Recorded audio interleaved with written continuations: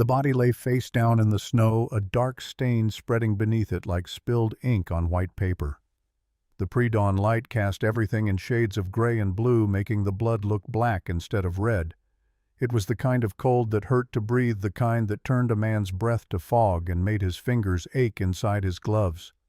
Linger Tate stood over the corpse, his Winchester rifle still warm in his hands despite the freezing air.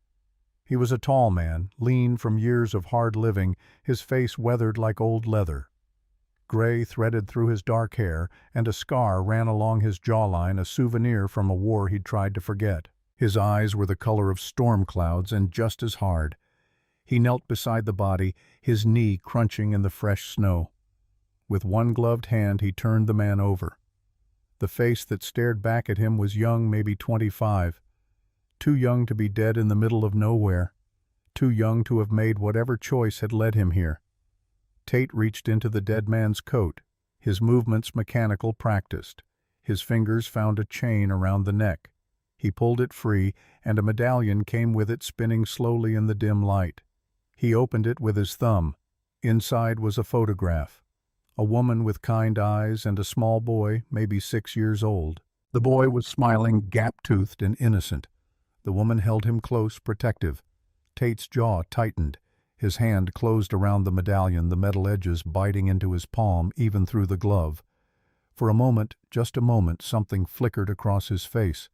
Pain, maybe. Or recognition. Then it was gone, locked away behind that weathered mask. He stood pocketing the medallion. His eyes scanned the terrain. 3 bodies total spread across 20 yards of rocky ground. The snow around them was churned and trampled, telling the story of their last moments. A fight. Desperate. Brief. "Damn fools," he muttered, his voice rough from disuse. He hadn't spoken to another human being in 4 days. The wind picked up, carrying with it the promise of more snow. Tate turned his back on the dead and started walking, following the ridgeline north toward his homestead. Behind him, the bodies would freeze solid within the hour. By spring, there'd be nothing left but bones and questions nobody would ask. His cabin sat in a shallow valley, protected from the worst of the wind by a stand of pines. Smoke should have been rising from the chimney. There was none. He'd let the fire die before he left yesterday, tracking the elk that had gotten away. Now he'd come back with nothing but more questions and that damned medallion burning a hole in his pocket. The barn was dark and cold. Inside his horse, a gray gelding named Ash nickered softly. Tate fed him, checked his water, ran his hand along the animal's neck. The horse was warm, alive, uncomplicated. Sometimes Tate envied him. He was halfway to the cabin when he heard it. A sound that didn't belong. Not the wind, not an animal. Something else. Something human. His hand went to the knife at his belt. The Winchester was back in the barn, but he had the knife, and that would have to do. He moved quietly, despite his size, years of hunting and war having taught him how to make no sound. He followed the noise downstream, where the creek cut through his property. What he found stopped him cold. A woman lay half in the water, half on the bank. Her clothes were torn and bloody, her skin pale as the snow around her. And she was enormous. Not fat, but tall. Impossibly tall.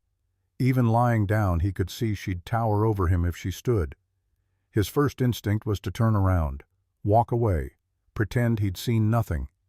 His hand tightened on the knife handle, and for a moment, that's exactly what he intended to do. But he didn't move. Couldn't move, because beside her, partially hidden in the brush, were 3 more bodies. Men dressed in civilian clothes but carrying military-issue rifles.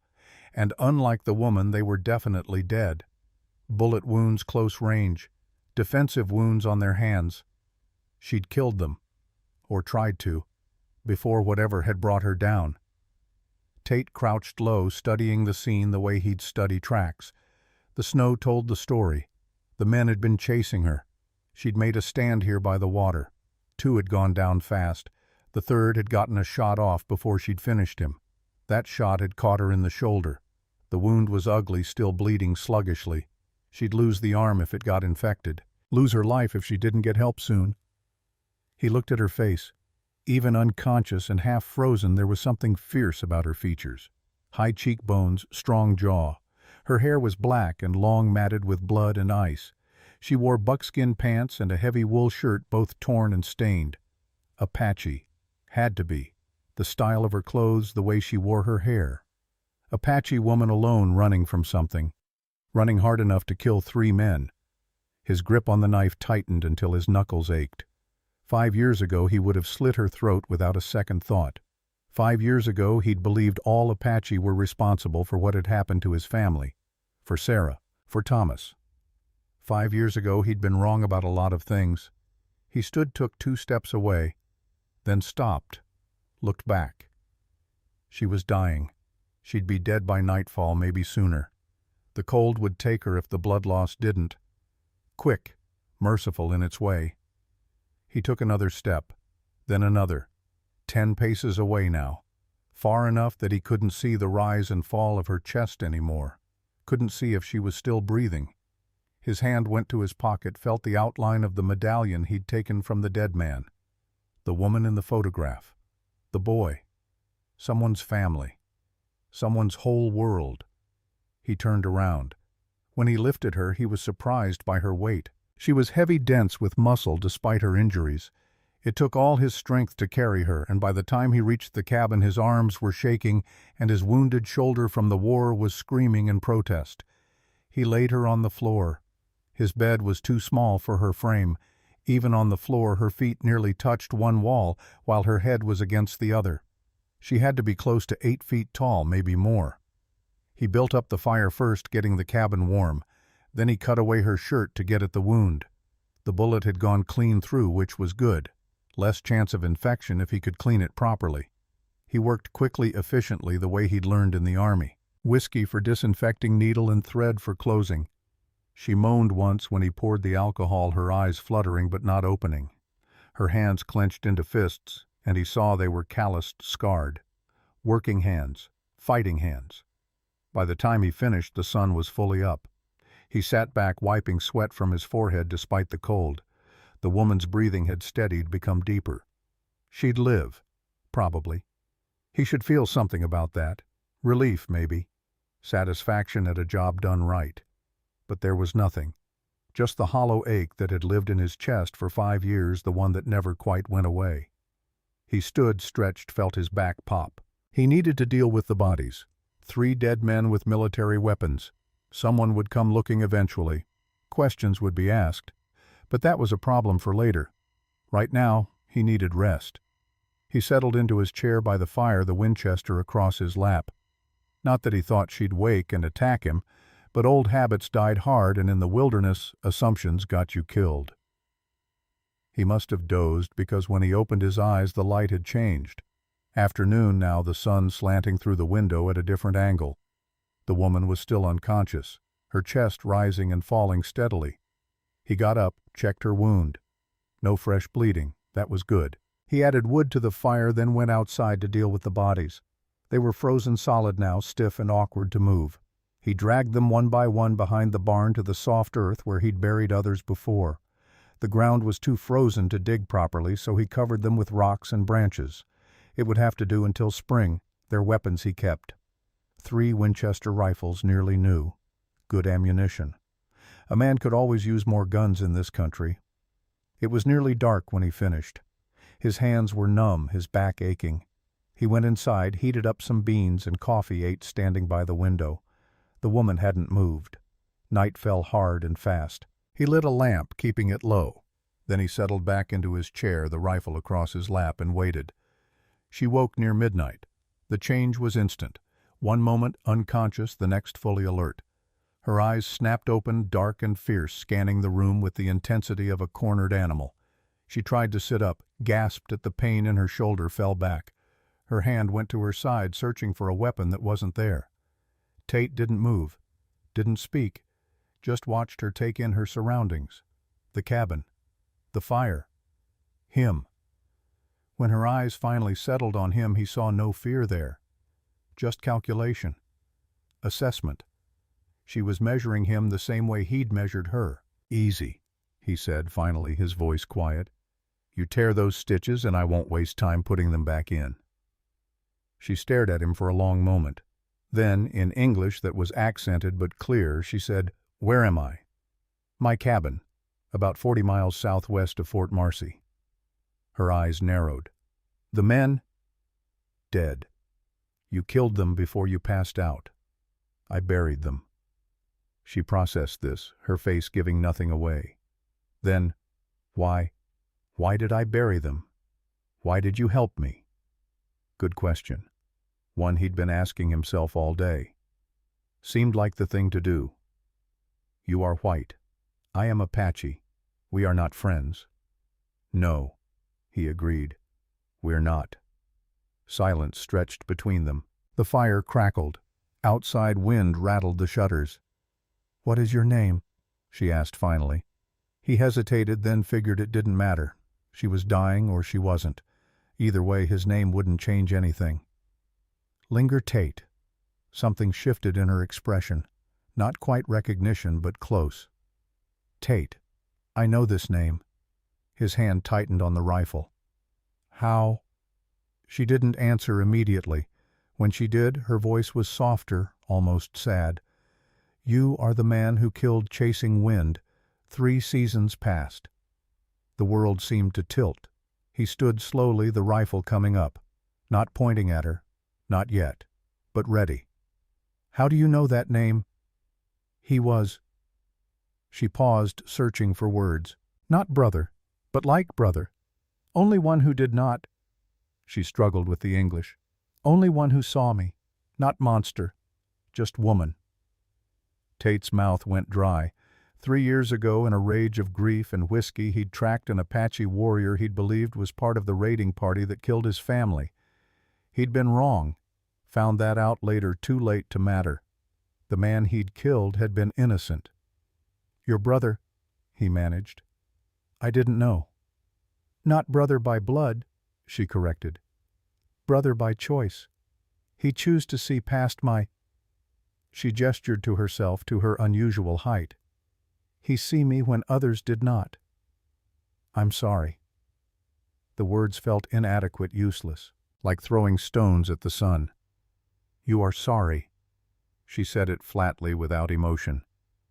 This brings him back. No. Then why speak it? Because it's all I have. She studied him with those dark eyes. You lost family too. I hear this. Wife, son. He didn't ask how she knew. In a territory this small, stories traveled. Tragedies became legends. Yes.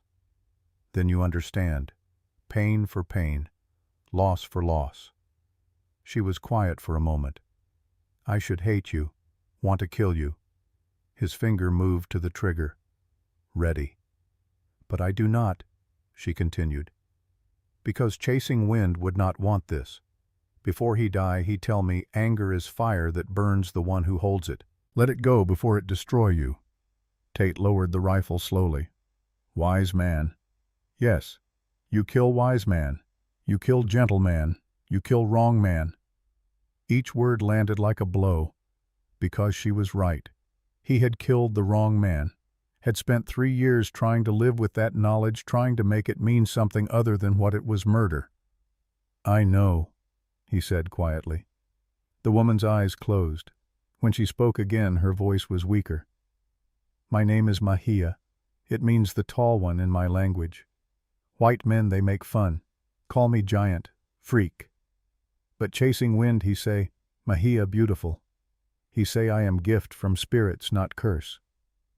Mahia, Tate repeated. The name felt strange on his tongue. The men who were chasing you. Why? She was silent so long he thought she'd passed out again. Then, barely a whisper, they take my daughter. The words hit him like a physical blow. He sat down heavily in his chair. What? Evelina, 4 summers old. Men come take her. I chase. I fight. I kill 3. But more get away. With my baby. Her voice broke on the last word, and for the first time he saw the mask crack. Saw the mother beneath the warrior, the grief beneath the strength. Where did they take her? I do not know. East, I think. Toward settlements. They sell children. Sell women. Make money from... She struggled with the word. Suffering. Tate felt something cold settle in his stomach. He knew about men like that. Had seen them during the war, men who made profit from misery. Slavers, traffickers, worse. The war was supposed to have ended that, but it hadn't, just pushed it into shadows. How long ago? 2 weeks, maybe more. I lose track. 2 weeks. The trail would be cold. The girl could be anywhere. Could be dead. Could be like Thomas. Gone forever. "I'm sorry," he said again, and this time he meant it in a different way. Not apology for what he'd done, but sympathy for what she was suffering. One parent to another. One broken soul to another. Mahia's eyes opened, fixed on him with sudden intensity. "You help me. You save me. I do not understand why, but you do." She struggled to sit up, managed it despite the pain. "So I ask you, help me find her. Help me save her. I'm not a tracker, not anymore. But you were soldier.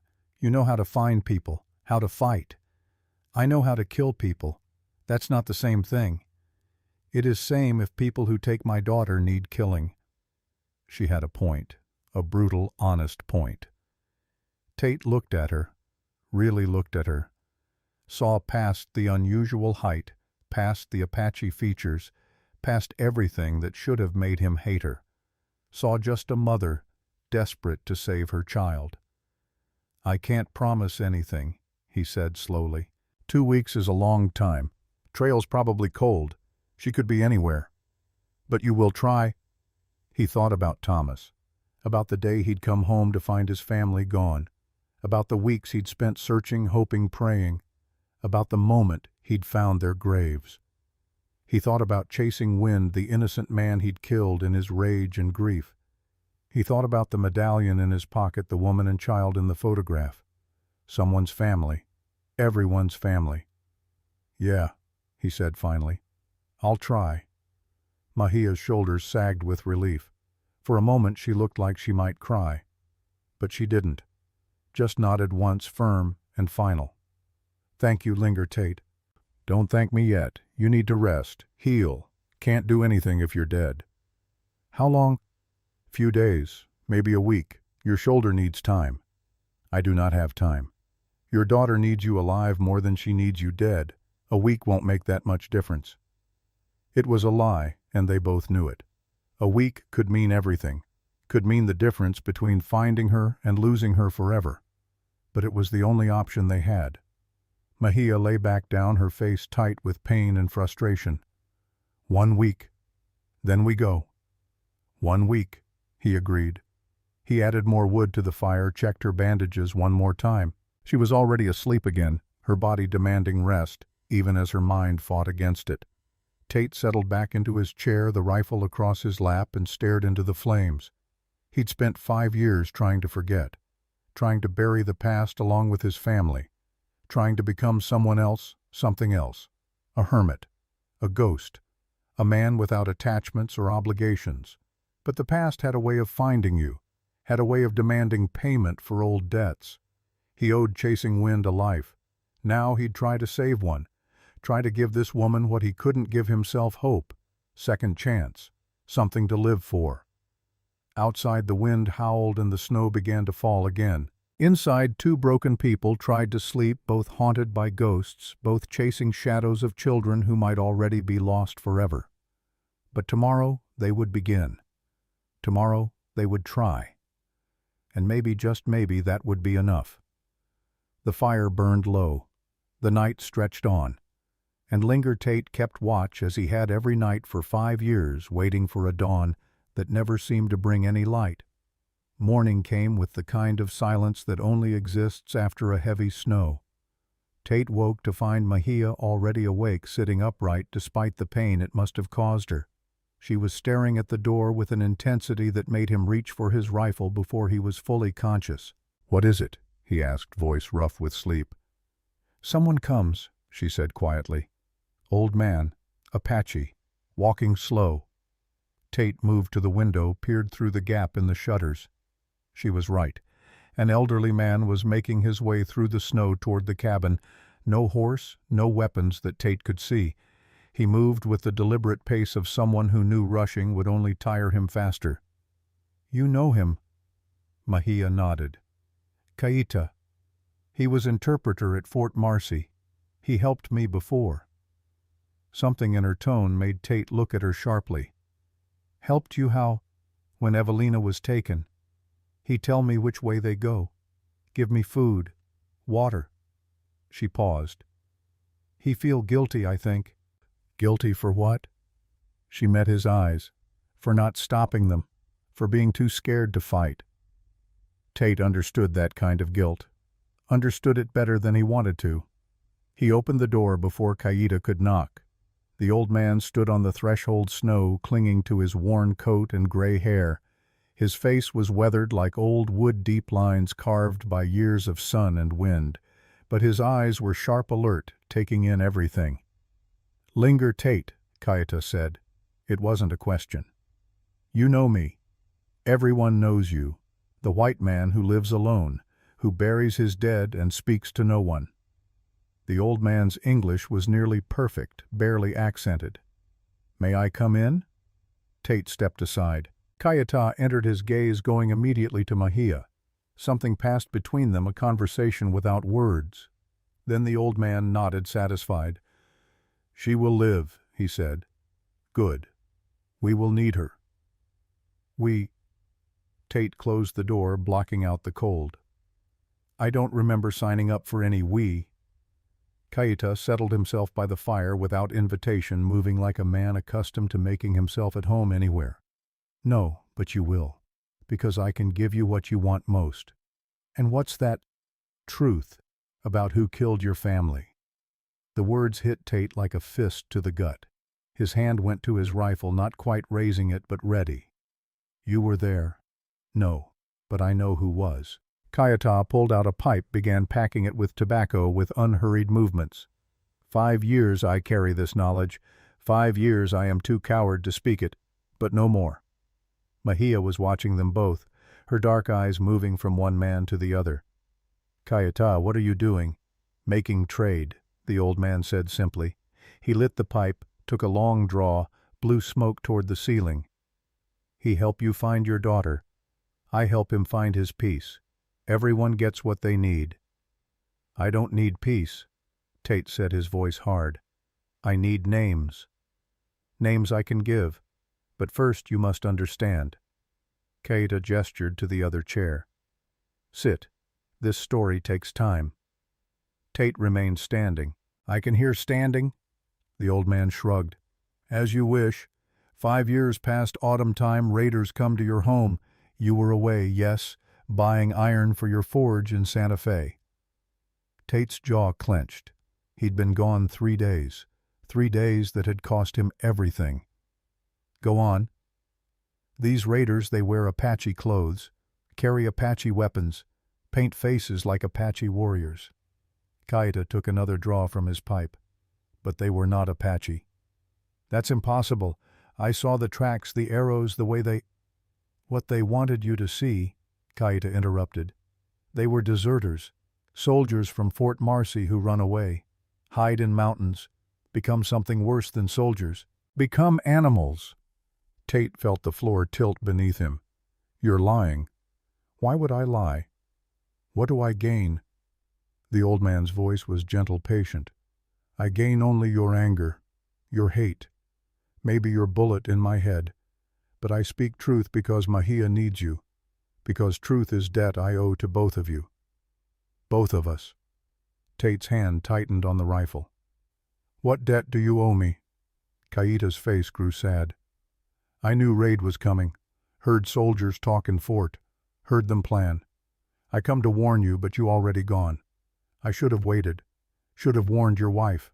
But I was afraid if I speak to white woman, someone see someone ask questions." He looked down at his hands. "So I left, and your family died." The cabin was silent except for the crackle of the fire. Tate's mind was racing, trying to process what he was hearing. "You knew, and you said nothing." "Yes." "For 5 years." "Yes. And now you tell me because it's convenient, because you need something from me." Kaita met his gaze steadily. I tell you because it is time. Because hiding truth does not make it disappear, only makes it poison. I am old man. Soon I die. Before I die, I must clean debts." Mahia spoke up, her voice quiet but firm. "Kaita, speak truth, Tate. I know this. When my Evelina was taken, he come to me. Tell me he not want more children to die because he stay silent. He help me track them far as he could. Then he too old, too slow. But he try." Tate turned away, stared at the wall. His hands were shaking. 5 years he'd believed it was Apache raiders. 5 years he'd hated, hunted, killed based on that belief. 5 years he'd been wrong. "The leader," he said finally, his voice barely above a whisper. "Who led them? Man you know. Man you fought beside in war." Kaita paused. "Lieutenant Marcus Wardell." The name hit like a bullet. Marcus Wardell. They'd served together at Antietam, had saved each other's lives more than once. After the war, Marcus had stayed in the army while Tate had gone west to make a new life. They'd parted as brothers. "No," Tate said. But even as he denied it, pieces were falling into place. Things that had never made sense suddenly did. The military precision of the raid, the way nothing had been stolen except weapons and ammunition, the fact that no one had ever been caught or punished. "He is second in command now," Kaita continued. "Works for Colonel Vernon Creel. Creel runs operation out of Old Mine 40 miles east. They take Apache, Navajo, sometimes Mexican. Sell them. Women to brothels. Children to—" He paused, choosing his words carefully. "To people who pay for strange things. Your Mahia's daughter, she is with them." Mahia made a sound something between a gasp and a sob. Her hand went to her stomach as if she'd been punched. Tate spun to face Kaita. "You're sure?" "I see them bring her in 2 weeks past. Little girl, 4 summers, half Apache, half white. Hair like her mother's but eyes lighter. They keep her in wagon-locked cage. Plan to sell her in Denver when train comes through." "When?" "4 days. Maybe 5. Then she is gone forever." 4 days. Less than a week. The timeline Tate had given Mahia for healing suddenly seemed impossibly long. He looked at her. She had gone pale, her hands clenched into fists, but her eyes were dry hard. "We go now," she said. "You can barely stand. Then I crawl, but I go now. You'll die before you get halfway there. Then I die trying." Her voice cracked, the first real emotion breaking through.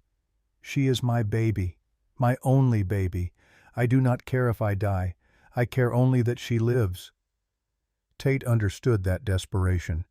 Had felt it himself 5 years ago. It was the kind of feeling that made men do stupid, impossible things. The kind that got you killed. "Dying won't help her," he said quietly. "Being smart will." "Smart?" She laughed, bitter and harsh. "What is smart about waiting? Every day we wait, they hurt her more, scare her more. Every day she think I am not coming. Every day you rest is another day you're strong enough to actually save her when we get there." Tate moved to stand in front of her, forcing her to meet his eyes. "I've seen wounds like yours. You ride hard, now you'll tear it open. You'll bleed out in some canyon and your daughter will never know you tried. Is that what you want? You want her last memory to be them taking her while you couldn't stop them." It was cruel, but it was true. Mahia's face twisted with pain and rage, but she didn't argue. Kaita cleared his throat. "Perhaps there is middle path. I can go to fort. Make excuse to visit Creel. See where girl is kept, how many guards, what security." He looked at Tate. "Buy you 3 days for her to heal. Then you go with knowledge instead of hope." It made sense. More sense than rushing in blind. But Tate didn't trust easily, and trusting a man who'd admitted to letting his family die was asking a lot. "Why should I believe anything you say?" he asked. "You've spent 5 years lying, hiding, being a coward by your own admission. What's changed?" Kaita stood slowly, his old bones creaking. He walked to where Mahia sat, placed a weathered hand on her shoulder. "What changes this? I am tired of being coward. Tired of seeing in mirror the face of man who does nothing. Mahia's child is not first child I failed to save, but maybe with your help she can be last. He turned to Tate. You want to kill Wardell. Want revenge for family. I understand. But revenge without plan is just suicide, and suicide does not bring justice. Who said anything about justice? Tate's voice was cold. I want him dead. That's all. Then you are same as him. Killer with excuse. Kaida's eyes were hard now, challenging. Or maybe you are different. Maybe you want something more. Want to stop him from hurting others. Want to make death of your family mean something. The words cut deep because they were true. Tate had spent 5 years in limbo, neither living nor dying, because he couldn't figure out how to make Sarah and Thomas's deaths mean anything. Couldn't see a way forward that wasn't just more violence, more death, more nothing. 3 days, he said finally. You go to the fort, get information. We prepare here. Then we go in smart. Kaita nodded. Agreed. But if you're lying, Tate continued, his voice dropping to something dangerous, if this is a trap or a trick or anything other than exactly what you say it is, I will find you. And what I do to you will make what happened to my family look merciful. Are we clear? Crystal clear. The old man didn't flinch. I am many things, Linger Tate. Coward, yes. Liar sometimes. But never to someone who trusts me. You give me your trust, I earn it, or I die trying. They stood there, 2 men who'd failed people they loved, making promises they weren't sure they could keep. Finally, Tate nodded. When will you leave? Now. Is 4-hour walk to fort. I arrive by evening, stay night, return tomorrow with information. Kaita moved toward the door, then paused. One more thing. Creel is not just trafficker. He is, how you say, collector. He likes unusual things, people who are different. That is why he want Mahia, why he pay so much for her. Mahia's hand went unconsciously to her shoulder, to the wound. He sent those men, yes, when you escape with Evelina. He was angry, very angry. He wants you both back, show you both off. Giant Apache woman and her half-breed daughter, worth much money to right buyers. The sickness in Tate's stomach grew. So taking the girl wasn't just about selling her, it was bait. Smart man. Kaita pulled open the door. Cold air rushed in. Creel knows Mahia will come for daughter. He is waiting, has trap ready. That is why we must be smarter. After he left, silence filled the cabin. Tate added wood to the fire, his mind racing. A trap. Of course it was a trap. Men like Creel didn't get to where they were by being stupid. You believe him? Mahia asked quietly. Don't know yet, but I believe you about your daughter. And if there's even a chance she's where he says we have to try. She nodded, then winced as the movement pulled at her wound. Tate moved to check it, gently peeling back the bandage. No fresh bleeding, but it was red and inflamed. Needs cleaning again, he said. I can do it myself. You can't reach it properly. Let me. She hesitated, then nodded. As he worked cleaning the wound with whiskey and fresh bandages, he became aware of how close they were. Could smell her, a mixture of blood and smoke and something else, something earthy and wild. Your wife, Mahia said suddenly. What was she like? Tate's hands paused. No one had asked him about Sarah in 5 years. Everyone in the territory knew the story, knew she was dead, but no one had ever asked what she was actually like. Strong, he said finally, resuming his work. Stronger than me in most ways. She could shoot better, ride better, argue better. A ghost of a smile touched his lips. Won every argument we ever had. Even when she was wrong, she'd find a way to make it seem like she was right. She sounds fierce. She was. Had to be to marry a man like me. Knew what kind of life she was getting into out here on the frontier. Never complained. Not once. He tied off the fresh bandage. She sang. Had this voice like, I don't know, like water over stones, clear and pure. Used to sing to Thomas every night. Same songs her mother sang to her. Mahia was quiet for a moment. What songs? Old ones.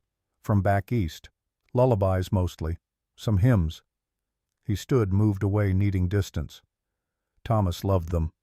Would fight sleep just to hear one more. How old was he? 6. Almost 7. Tate's voice went rough. Had his mother's eyes. My stubborn streak. Was starting to learn the forge, how to work metal. Good hands for it. Patient. I am sorry for your loss. Everyone's sorry. Doesn't change anything. No, she agreed, but sometimes it helps to speak of them. To remember they were real. Had names. Had lives. She touched her own chest. Evelina's father was French trader. Jean-Baptiste something. I never knew his last name. He came through our territory, traded goods. Handsome man. Smooth talker. Said he loved me. Said he would stay. But he didn't. No. When he learned I was pregnant, he disappeared. Like smoke. She stared into the fire.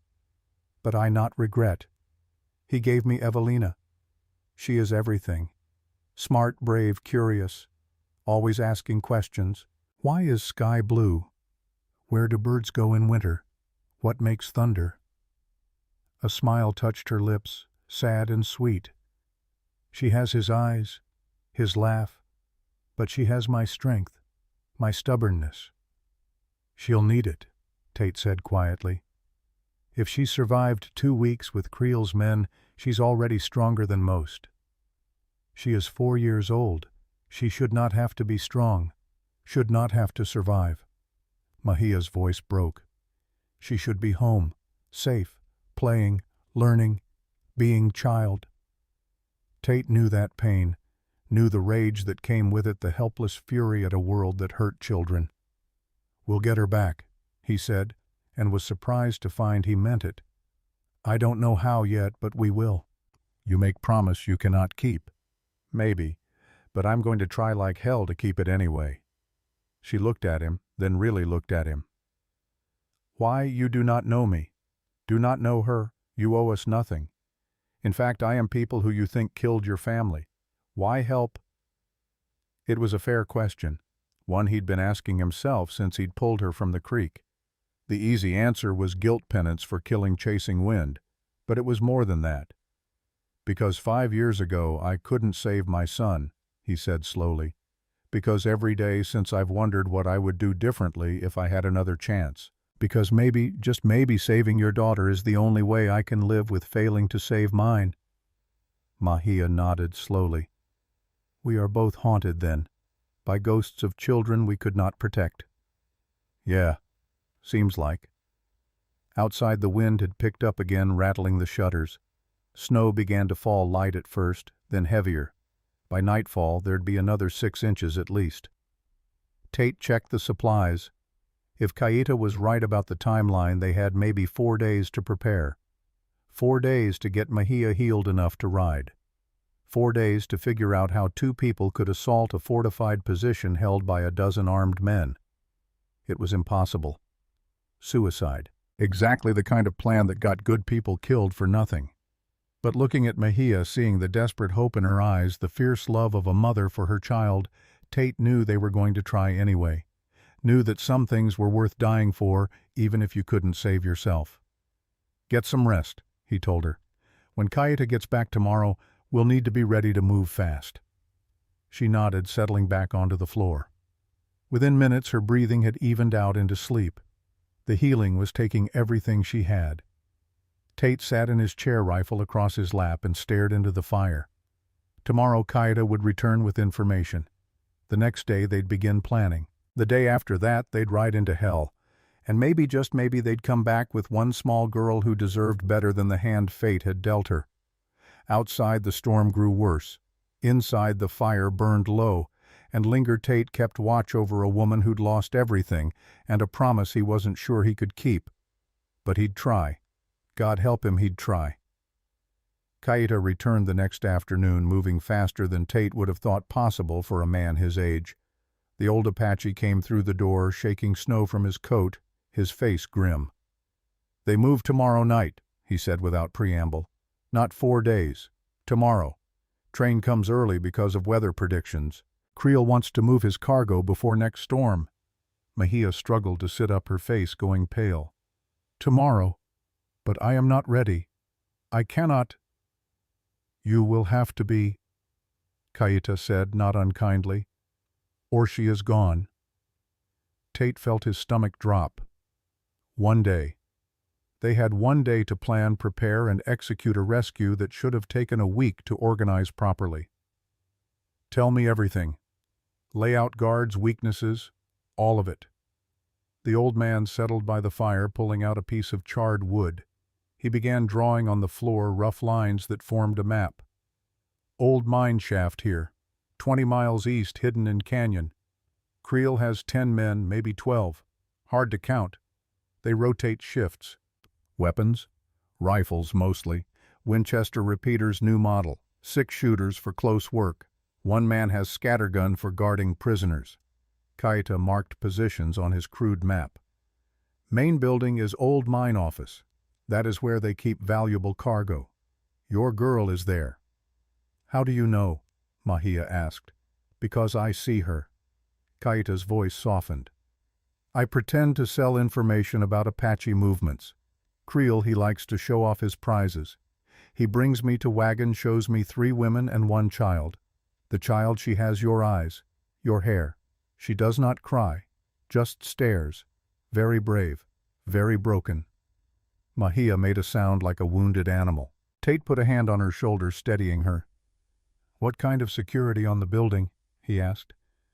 2 guards always, 1 at door, 1 on roof. They change every 4 hours. At night they add 3rd guard who walks perimeter. Kaita drew more marks. But here is important part. At midnight all guards gather in main hall for food, whiskey. For 1 hour, maybe hour and a half, they are together, loud, drunk, leaving the prisoners unguarded. Not unguarded, but guarded by drunk men who care more about cards and whiskey than watching. The old man looked up. That is your window. Midnight to maybe 1:30 in morning. Tate studied the map, committing it to memory. 90 minutes to get in, get the girl, and get out, with Mahia still healing and me not knowing the terrain.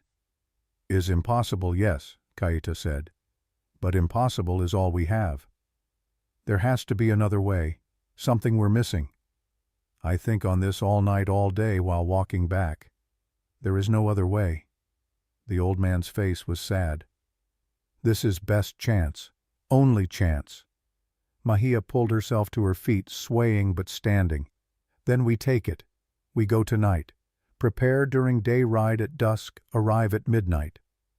You can barely stand, Tate said. How are you going to ride for 4 hours, then fight, then ride back? I will do what I must, same as you did when your family needed you. The words were meant to sting, and they did. But she was right. When Thomas and Sarah had needed him, he'd moved heaven and earth trying to find them. He'd ridden for days without sleep, fought through injuries, pushed past every limit, and it still hadn't been enough. We need help, he said finally. 2 of us against 12, even drunk ones, those are bad odds. I can shoot, Kaita offered. Old hands, but steady enough. No offense, but I need more than steady hands. I need people who can fight, who know tactics. Tate paced the small cabin, thinking. There's a homestead about 5 miles south, Reverend Wheeler and his daughter. They might... No. Mahia's voice was firm. No more people. More people means more who can be hurt. More who can die for my mistake. Your mistake. Taking care of your daughter isn't a mistake. My mistake was thinking I could keep her safe alone, was not asking for help when I should have. She met his eyes. I will not make that mistake again by putting others in danger. Is just us. That is enough. Has to be enough. Tate wanted to argue, but looking at her face, he knew it would be pointless. She'd made up her mind, and short of tying her down, she was going tonight whether he came or not. Fine, he said. Just us. But we do this smart. We scout first, watch patterns, wait for the right moment. We don't rush in blind. Agreed. Mahia moved to the window, stared out at the falling snow. Kaita, you said Creel likes to show his prizes. What did you mean? The old man's face darkened. He is collector, like I said. Has room in mine office where he keeps his favorites before selling. Treats them like animals in menagerie. Makes them perform tricks, show off what makes them special." He paused. "The women he makes them fight each other, for his amusement." Tate felt rage building in his chest. He'd known men like Creel in the war. Officers who treated soldiers like toys, who got drunk on power and used it to inflict pain for pleasure. He'd sworn after Antietam that he'd never follow men like that again, never let them have power over the innocent. "What about the girl?" he asked, dreading the answer. "She is too young for his usual games, but he plans to sell her to someone specific, someone who pays extra for children." Kaita wouldn't meet their eyes. "I hear him laugh about it. Say she will make good pet for rich man's wife. Living doll, he calls her." Mahia's hand went to the knife at her belt, gripping it so hard her knuckles went white. "I will kill him. Slowly." "Get in line," Tate said quietly. They spent the rest of the day preparing. Tate checked every weapon twice. His Winchester held 15 rounds, and he had another 30 in cartridges. His Colt revolver, a Navy model from the war, held 6. He had 2 boxes of ammunition for it, 48 rounds total. Mahia's weapons were simpler. A knife, well worn and sharp. A hatchet that looked like it had seen a lot of use. And the revolver Tate gave her, a smaller caliber but reliable. "You know how to use this?" he asked, showing her how to load it. "I learned fast." He spent an hour teaching her the basics. Sight alignment, trigger pull, breathing. She picked it up quickly, her hand steady despite the pain from her shoulder. "Your people don't use guns much," he observed. "My people throw me out for being different. I learn white man's weapons because white man's world is where I live now." She sighted down the barrel at an imaginary target. "Besides, arrows are quiet but slow. I want fast. I want loud. I want them to know I am coming." As the sun began to set, there was a knock at the door. Tate's hand went to his rifle, but Kaita raised a calming hand. "Is who I think it is. Let her in."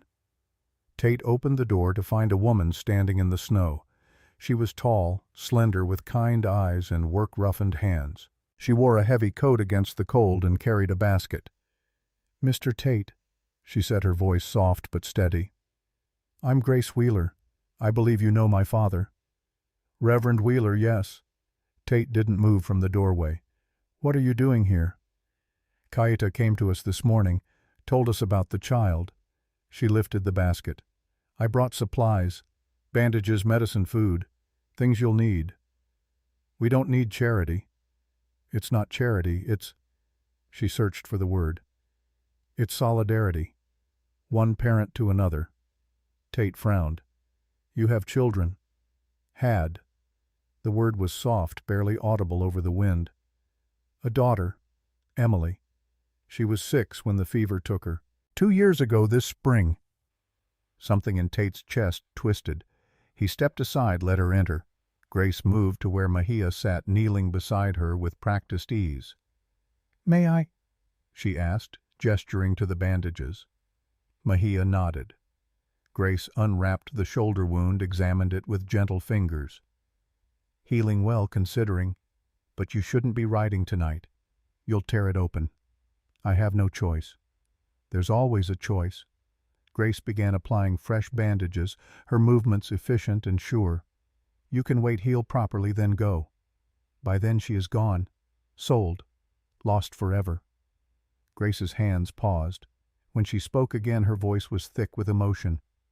"I know that fear. When Emily was sick, I kept thinking if I just prayed harder, worked harder, tried harder, I could save her. But some things are beyond our control. This is not beyond my control. My daughter lives. I just have to reach her." "And if you die trying?" "What does she have then?" Mahia met the other woman's eyes. "Then she has the knowledge that her mother died fighting for her. That is better than thinking her mother abandoned her." Grace was quiet for a long moment. Then she nodded, finished the bandaging, and stood. "I can't talk you out of this." "No." "Then I'm coming with you." Everyone in the cabin turned to stare at her. Tate spoke first. "Absolutely not." "Why not? I can shoot. My husband taught me before he died. I can ride, and I know these mountains better than any of you. This isn't some Sunday ride. People are going to die tonight. I know. I'm willing to be one of them if it means saving that child." Grace's voice was steady, certain. "When Emily was dying, I would have traded my life for hers without hesitation. God didn't give me that choice, but maybe He's giving me this one. A chance to save someone else's daughter since I couldn't save my own." Tate looked at Kaita, who shrugged, looked at Mahia, who was studying Grace with new respect. "Your father know about this?" Tate asked. "He's the one who told me to come. Said sitting home praying is fine, but sometimes God needs hands to do His work." She smiled sadly. "He's not happy about it, but He understands." Tate wanted to refuse, wanted to tell her to go home, stay safe, let them handle this. But looking at her face, seeing the same desperate need he'd seen in Mahia's eyes in his own mirror for 5 years, he knew she wouldn't listen. "You follow orders," he said finally. "My orders, without question. You do exactly what I say when I say it. Understood? Understood. And if I tell you to run to leave us and save yourself, you do it. No hesitation. I can't promise that. Then you can't come." Grace considered this, then nodded. "All right, I promise."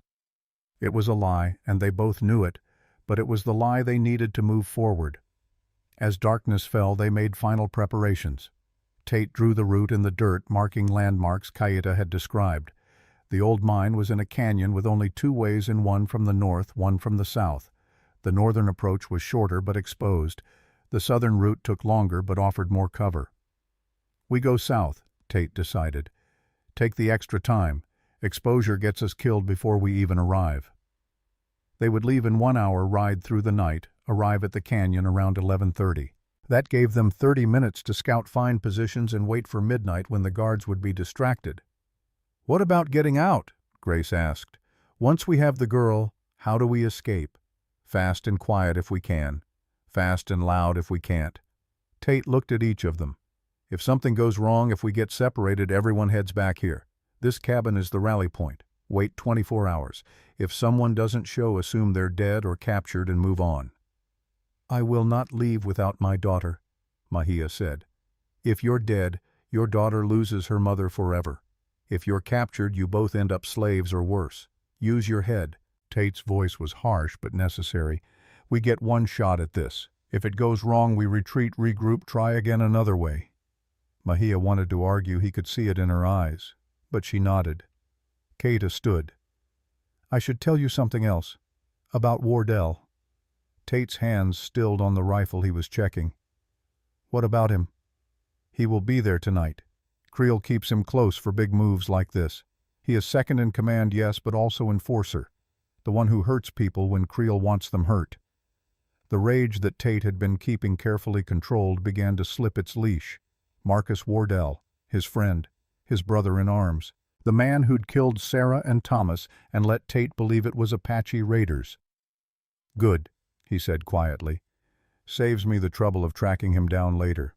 "Tate," Kaita's voice held warning, "revenge is not mission. Mission is save girl. I can do both." "No, you cannot. You try to kill Wardell, you lose focus. You lose focus, mission fails. Mission fails, girl dies." The old man moved closer. "I know you want blood. I understand. But tonight you must choose. Vengeance or salvation. Cannot have both." Tate knew he was right. Knew that going after Wardell would compromise everything. But the knowledge that the man who'd destroyed his life would be there within rifle range and that he was supposed to just let him live was almost more than he could bear. "I'll do what needs doing," he said finally. It wasn't quite a promise, but it was close enough. As they prepared to leave, Grace pulled a small leather journal from her coat. "If something happens to me, give this to my father. It has letters for him. Things I never said." "Nothing's going to happen to you," Tate said. "You don't know that. None of us do." She tucked the journal into his saddlebag. "But just in case." Mahia was the last to ready herself. She moved slowly, each motion causing visible pain. But she didn't complain, didn't ask for help, just checked her weapons, tied back her hair, and pulled on the heavy coat Tate had given her. "Your daughter," Grace said quietly. "What's her name?" "Her full name, Evelina Marie. Marie was my mother's name." "Evelina Marie," Grace repeated. "It's beautiful. When we get her back, I'd like to meet her properly." "When we get her back," Mahia agreed.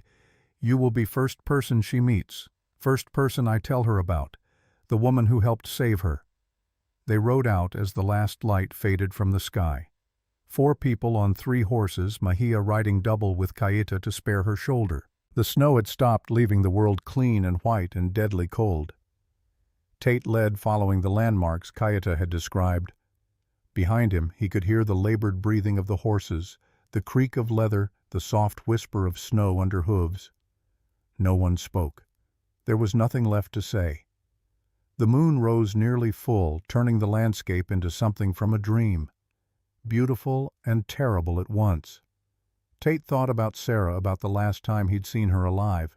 She'd been hanging laundry, singing one of her songs. He'd kissed her goodbye, promised to be back in 3 days. He'd kept that promise.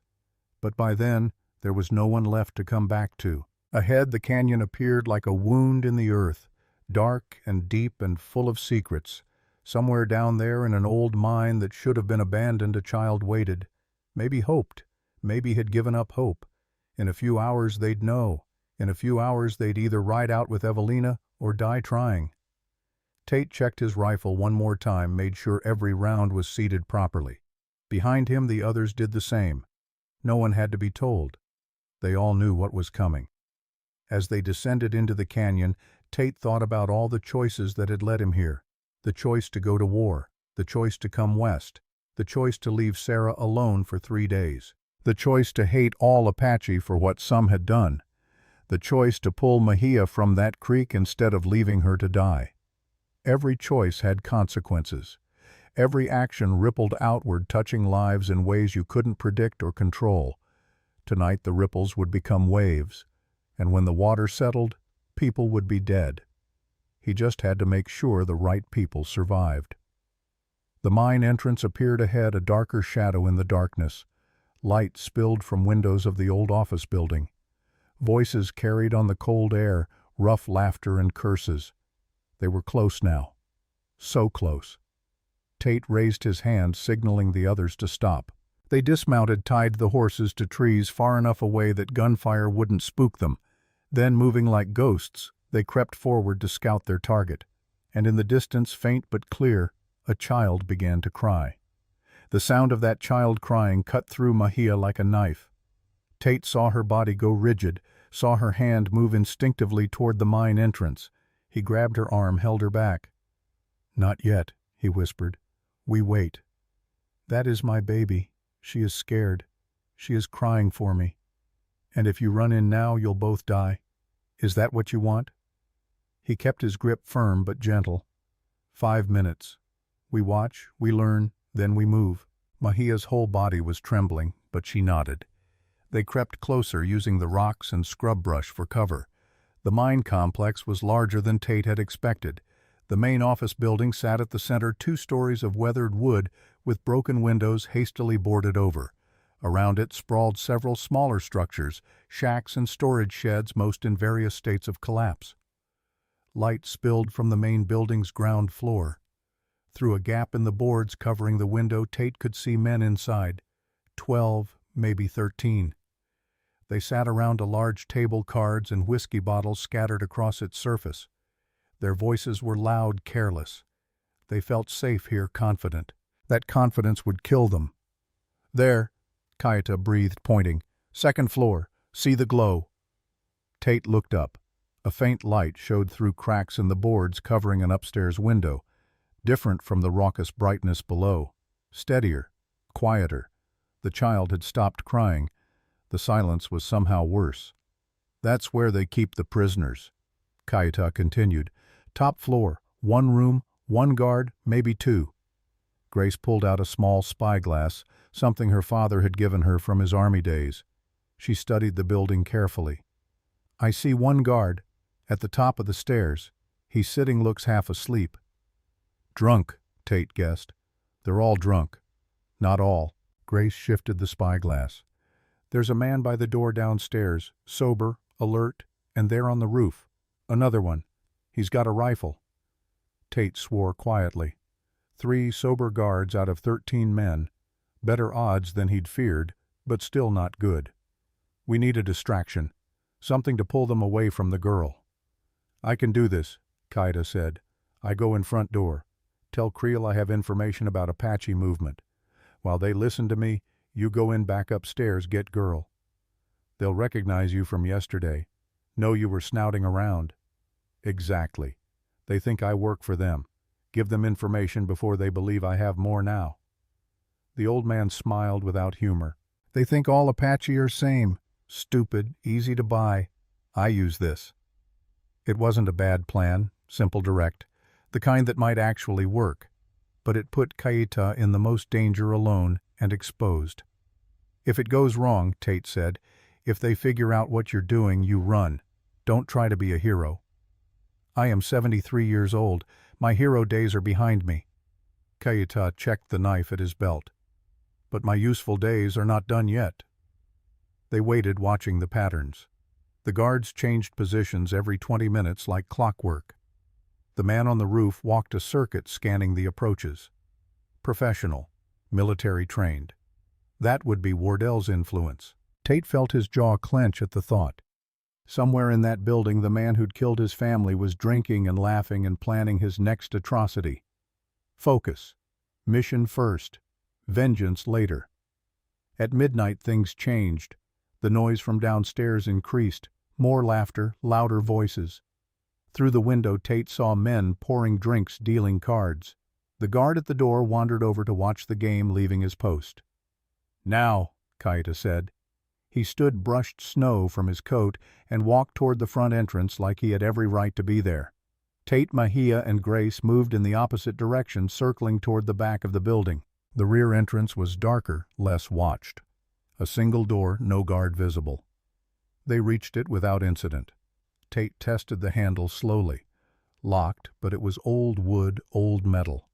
He could force it, but the noise would alert everyone inside. Grace pulled a hairpin from her coat, knelt by the lock.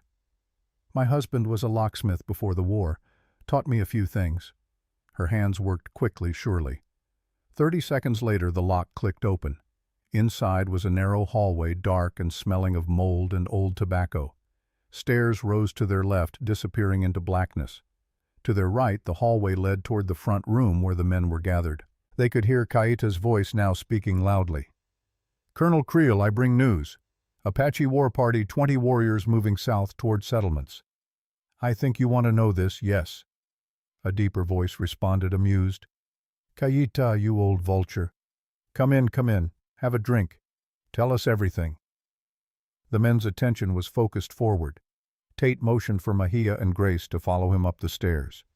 Each step creaked under their weight, the old wood protesting.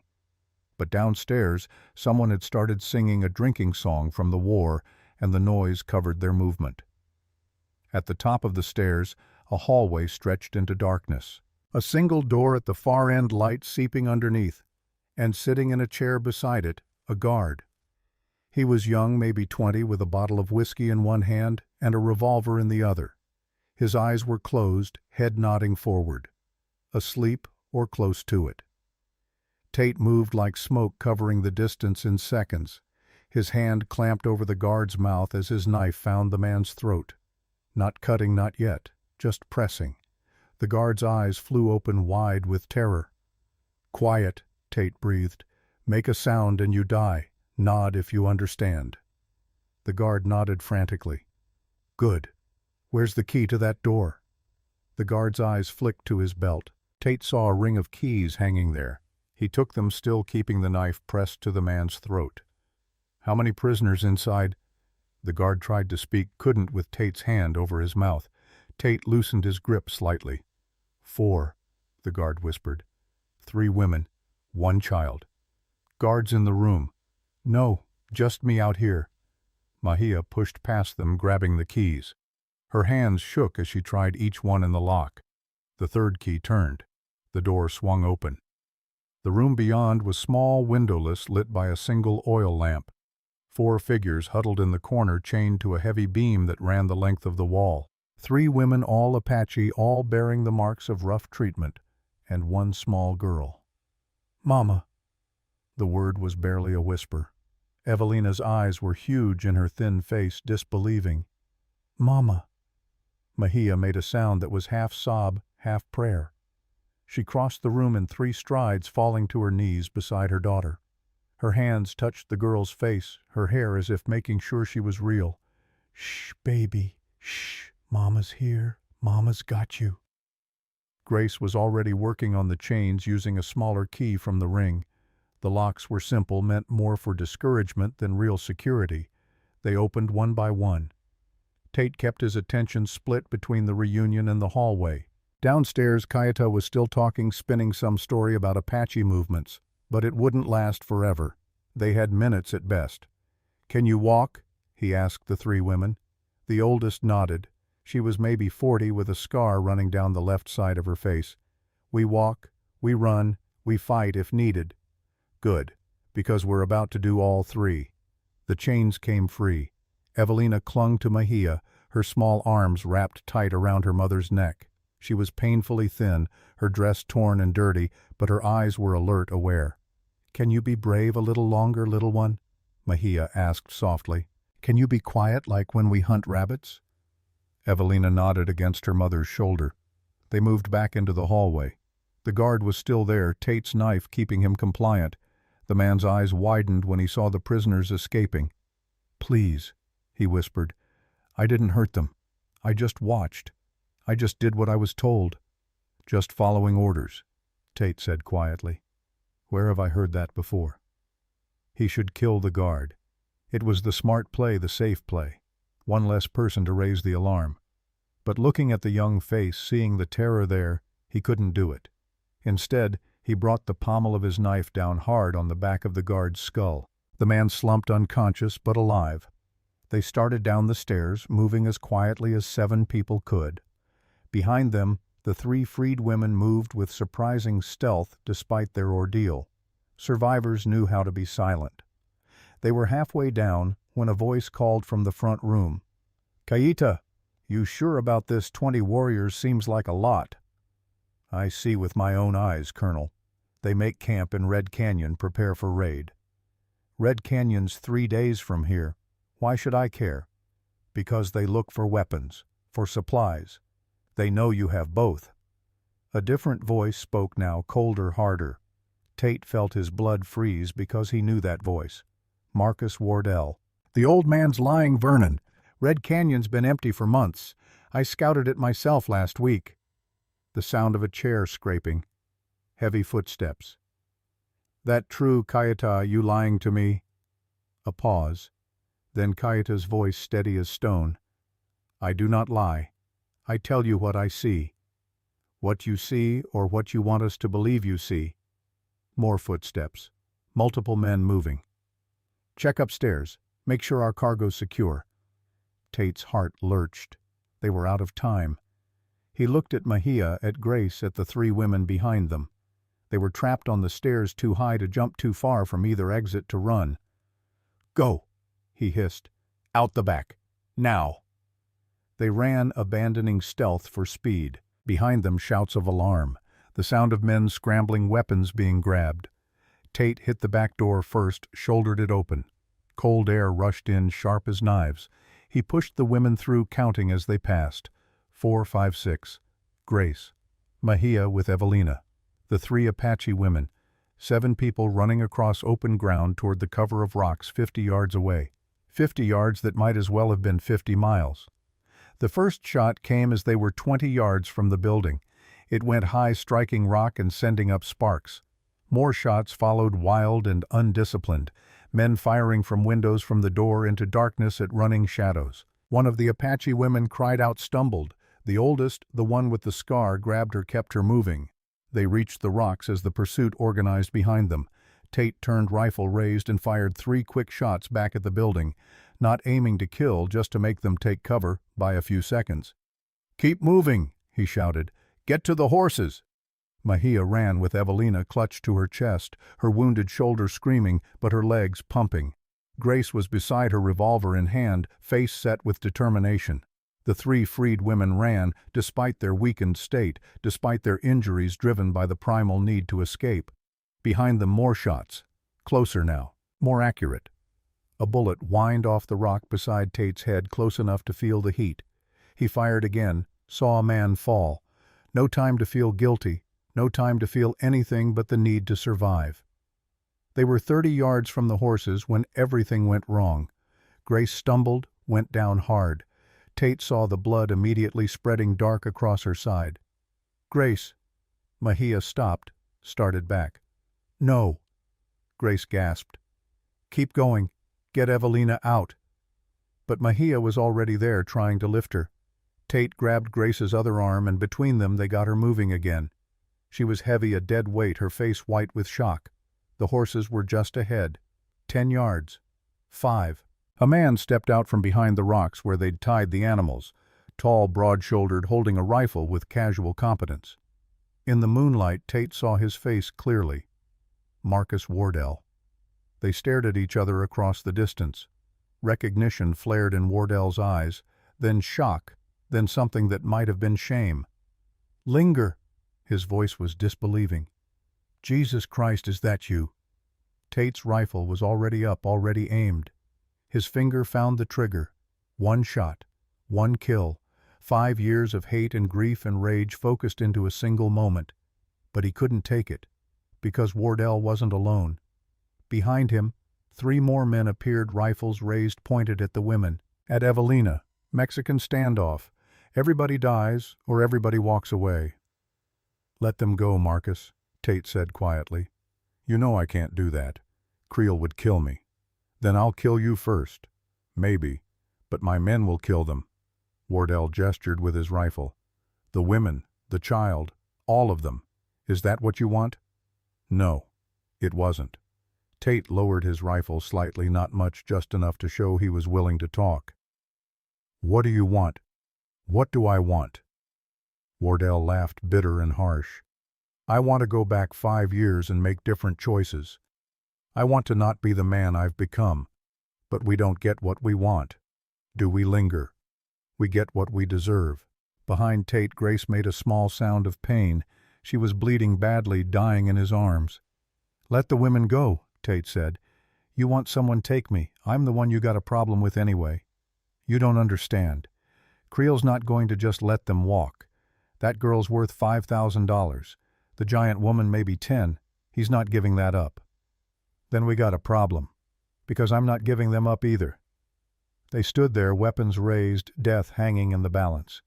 Behind Wardell, Tate could hear more men coming, drawn by the gunfire. In another minute they'd be surrounded, outnumbered, with nowhere to run. Then Keita's voice cut through the tension, calling from somewhere in the darkness. "Fire, fire in the mine office, Creel, your whiskey stores." Wardell's head snapped around. Behind him his men shifted nervously. In the distance Tate could see orange light beginning to glow, flames catching on the old dry wood of the building. "Son of a bitch," Wardell breathed. Then louder to his men, "Go get water, save what you can." The men hesitated, looking between their commander and the prisoners. "Go!" Wardell roared. They went running back toward the burning building, leaving Wardell alone facing Tate across 10 yards of snow and broken stone. "You should go too," Tate said. "Save what you can." "Yeah." Wardell didn't move. "I should." He lowered his rifle slowly. "They told me you were dead. After your family, I heard you went crazy, rode off into the mountains, never came back. I hoped it was true. Hoped I'd never have to see your face again." "Why guilty conscience?" "Something like that." Wardell looked at him. Really looked at him. "I didn't know they were there, Linger. Your wife and son. We were just hitting homesteads for supplies, nothing personal. When she came out with that shotgun defending her home, it all went to hell so fast." Tate felt his hands shaking, rage making his vision narrow. "You could have stopped it." "I tried. God knows I tried. But once it started, once the blood was up." Wardell shook his head. "Doesn't matter. No excuse makes it right. I killed your family. I know it. You know it. And now you get to decide what happens next." Tate raised his rifle again, aimed at the center of Wardell's chest. At this range he couldn't miss. One shot, one dead man, one small piece of justice in an unjust world. His finger tightened on the trigger, and stopped. Because Grace was dying in Mahia's arms, because Evelina was watching with wide, frightened eyes, because somewhere in that burning building Kaita was risking his life to give them this chance, because vengeance wouldn't bring Sarah and Thomas back, wouldn't change anything except adding one more body to the pile. He lowered the rifle. "Go," he said.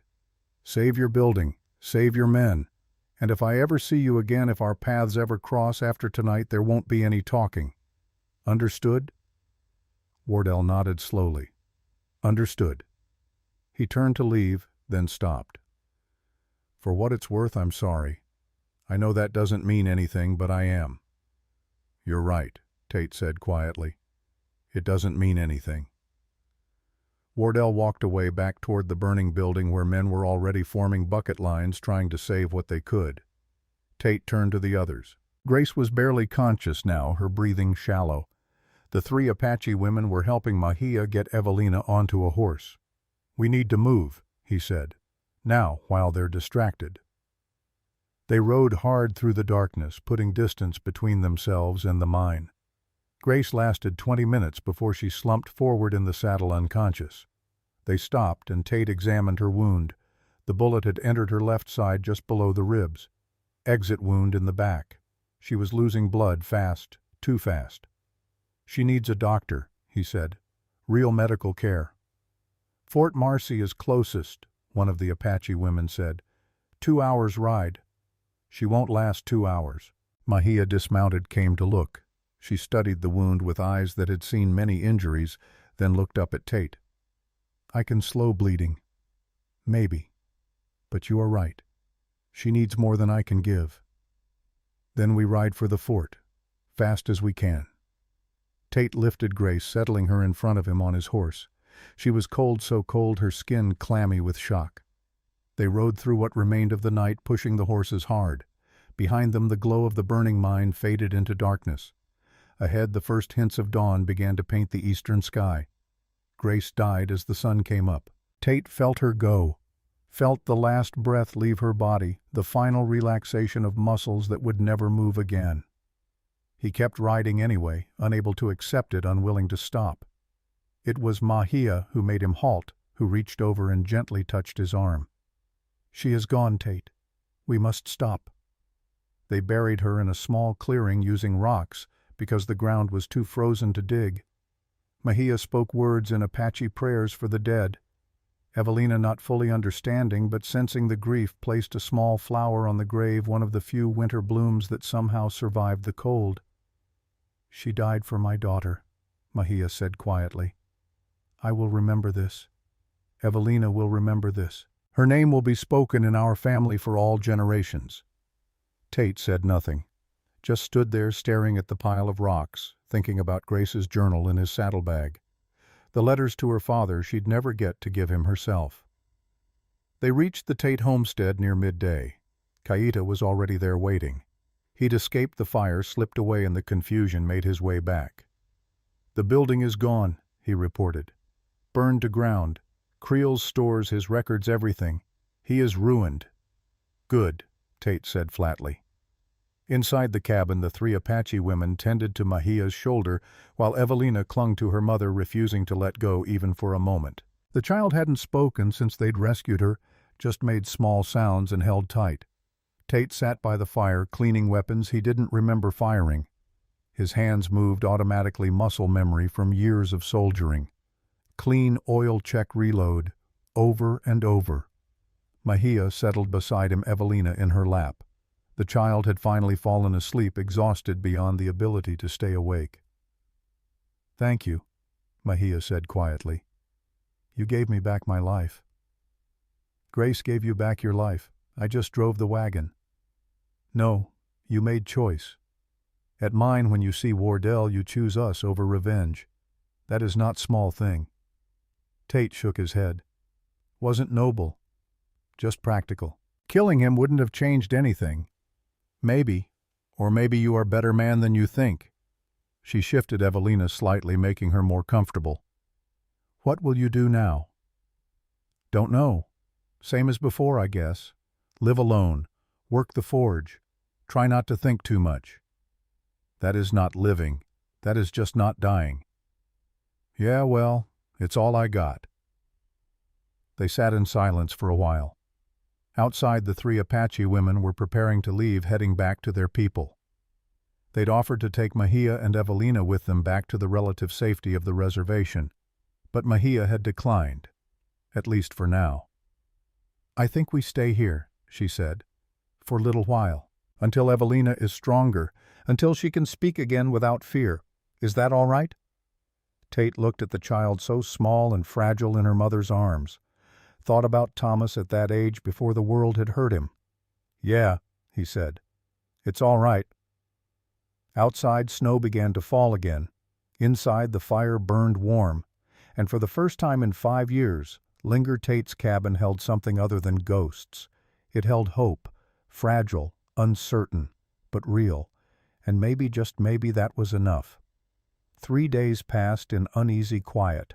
Mejia's shoulder healed slowly, the infection that had threatened to take hold, finally retreating under Tate's careful ministration. Evelina remained mute, communicating only through gestures and the occasional whimper in her sleep. The child shadowed her mother's every movement, panicking if Mejia left her sight even for a moment. Tate gave them space, spending his days in the forge behind the cabin, working iron into horseshoes and tools he didn't need. The rhythmic hammering helped quiet his mind, gave his hands something to do besides reach for the whiskey bottle that sat untouched on his shelf. On the 4th morning, a rider appeared on the horizon. Tate saw him from the forge, dropped the hammer, and grabbed his rifle. But as the figure drew closer, he recognized the gray mare, the worn cavalry coat, the deliberate pace of someone who meant no harm. Reverend Amos Wheeler dismounted slowly, moving like a man who'd aged a decade in the past week. His face was drawn, his eyes red-rimmed from crying or lack of sleep, or both. "Mr. Tate," he said quietly, "I've come for my daughter." Tate's chest tightened. He'd been dreading this moment, rehearsing what he'd say, how he'd explain. But standing face to face with a father who'd lost his child, all the words fled. "I'm sorry," he managed. "She died saving others, saving a little girl. She was brave. She was... I know what she was." Wheeler's voice was gentle but firm. "And I know how she died. Kayita came to me 2 days ago, told me everything." He looked past Tate toward the cabin. "I'd like to see where you buried her, if that's all right." They rode together in silence, Tate leading the way to the clearing where Grace lay beneath her cairn of stones. Someone had been here since the burial. Fresh pine boughs lay atop the rocks, and a small wooden cross had been erected, simple but well made. "Mejia did this," Tate said. "She comes here every morning with Evelina, teaches the girl to say Grace's name." Wheeler knelt beside the grave, his weathered hands trembling as they touched the stones. "My Grace, my beautiful, stubborn, fierce Grace." He was quiet for a long moment. "She wrote me letters. Did you know every night before bed she'd write what she was thinking, feeling? Started after Emily died, said it helped her process the grief." "She gave me her journal," Tate said, "before we left. I have it back at the cabin. Keep it." Wheeler stood brushing snow from his knees. "Or give it to the woman she died for. Either way, it belongs with people who understand what Grace gave up, what she chose. You're not angry that I let her come? Let her?" A sad smile touched Wheeler's lips. "Mr. Tate, my daughter was 28 years old, a widow, a woman who'd buried her own child. I couldn't have stopped her if I'd tried, and I knew better than to try." He looked at the grave again. "She died doing what she thought was right, died saving an innocent. As a man of God, I can't ask for a better death for my child. As a father..." Wheeler's composure cracked slightly. "As a father, I'd trade every principle I have to have her back. But we don't get that choice, do we? We only get to decide how we live with what we've lost. They returned to the cabin to find Mejia outside teaching Evelina to weave reeds into a small basket. The child worked with intense concentration, her small fingers copying her mother's movements exactly. She looked up when they approached, and for the first time since the rescue, Tate saw something other than fear in her eyes, curiosity maybe, or the beginnings of trust. "Reverend Wheeler," Mejia said standing, "I am sorry for your loss. Your daughter, she was very brave, very kind. She died so my baby could live." "So Kaita told me." Wheeler's voice was thick. "May I meet her? The child Grace thought worth dying for." Mejia nodded, spoke softly to Evelina in Apache. The girl looked uncertain, but after a moment she stood and walked to where Wheeler knelt. They regarded each other solemnly, the old minister and the traumatized child. Then Wheeler reached into his coat and pulled out a small wooden carving, a rabbit skillfully made smooth and warm from being carried close to his heart. "I made this for my granddaughter," he said quietly, "for Emily's daughter who never came. I'd like you to have it if that's all right." Evelina looked at her mother, who nodded. The girl reached out slowly, took the carving, held it like it was made of glass. Her fingers traced the curves, feeling the craftsmanship. "Thank you," she whispered. The first word she'd spoken since they'd found her. Mejia's hand flew to her mouth, tears streaming down her face. Tate felt his own throat tighten. Wheeler smiled, genuine and warm despite his grief. "You're very welcome, little one. Very welcome indeed." That evening they shared a simple meal, the four of them, plus Kaita, who'd arrived with supplies from town. The old Apache had proven harder to get rid of than winter cold, showing up every few days with food news and quiet company. "There's talk in Brimstone," Kaita said as they ate, "about the fire at Creel's mine, about prisoners escaping, about a giant Apache woman and a white hermit who lived together in the mountains." Tate set down his fork. "What kind of talk?" "Confused talk. Some say you are heroes, some say you are criminals, some say whole thing is lie, never happened." Kaita smiled slightly. "Army is embarrassed. They do not like that their officer Wardell was working for Slaver. They want Story to go away quietly." "What about Creel?" "Gone. Disappeared night of fire. Some say he went east to Denver. Some say Mexico. Some say he is dead, burned in fire." The old man shrugged. "No one knows. No one much cares. His operation is destroyed. That is enough for most people." "And Wardell?" Kaita's face grew serious. "He is still at Fort Marcy, still second in command. But there are questions now, investigations. He may survive them, may not. Army justice is slow, but sometimes it works." Tate pushed his plate away, appetite gone. Wardell still walked free while Grace lay under stones in a frozen clearing. "Where was the justice in that?" "You are angry," Mejia observed quietly. "Wouldn't you be—" "Yes, but anger is heavy burden to carry. Heavier than grief, heavier than guilt." She looked at Evelina sleeping now in a makeshift bed by the fire. "I carried anger for long time, at Evelina's father for leaving, at my tribe for casting me out, at white men for taking my daughter. Anger made me strong, but also made me alone. What changed? You. You could have left me to die, could have taken revenge on me for what my people did to yours. But you choose different path. You show me that maybe world is not all anger, all hate. Maybe there is room for something else." Reverend Wheeler had been listening quietly. Now he spoke, his voice gentle but firm. "The Lord says vengeance belongs to him. But he also says we're to pursue justice, to defend the weak, to right wrongs where we can." He looked at Tate. "You did that. You saved lives. You stopped evil men from doing evil things. That's not nothing.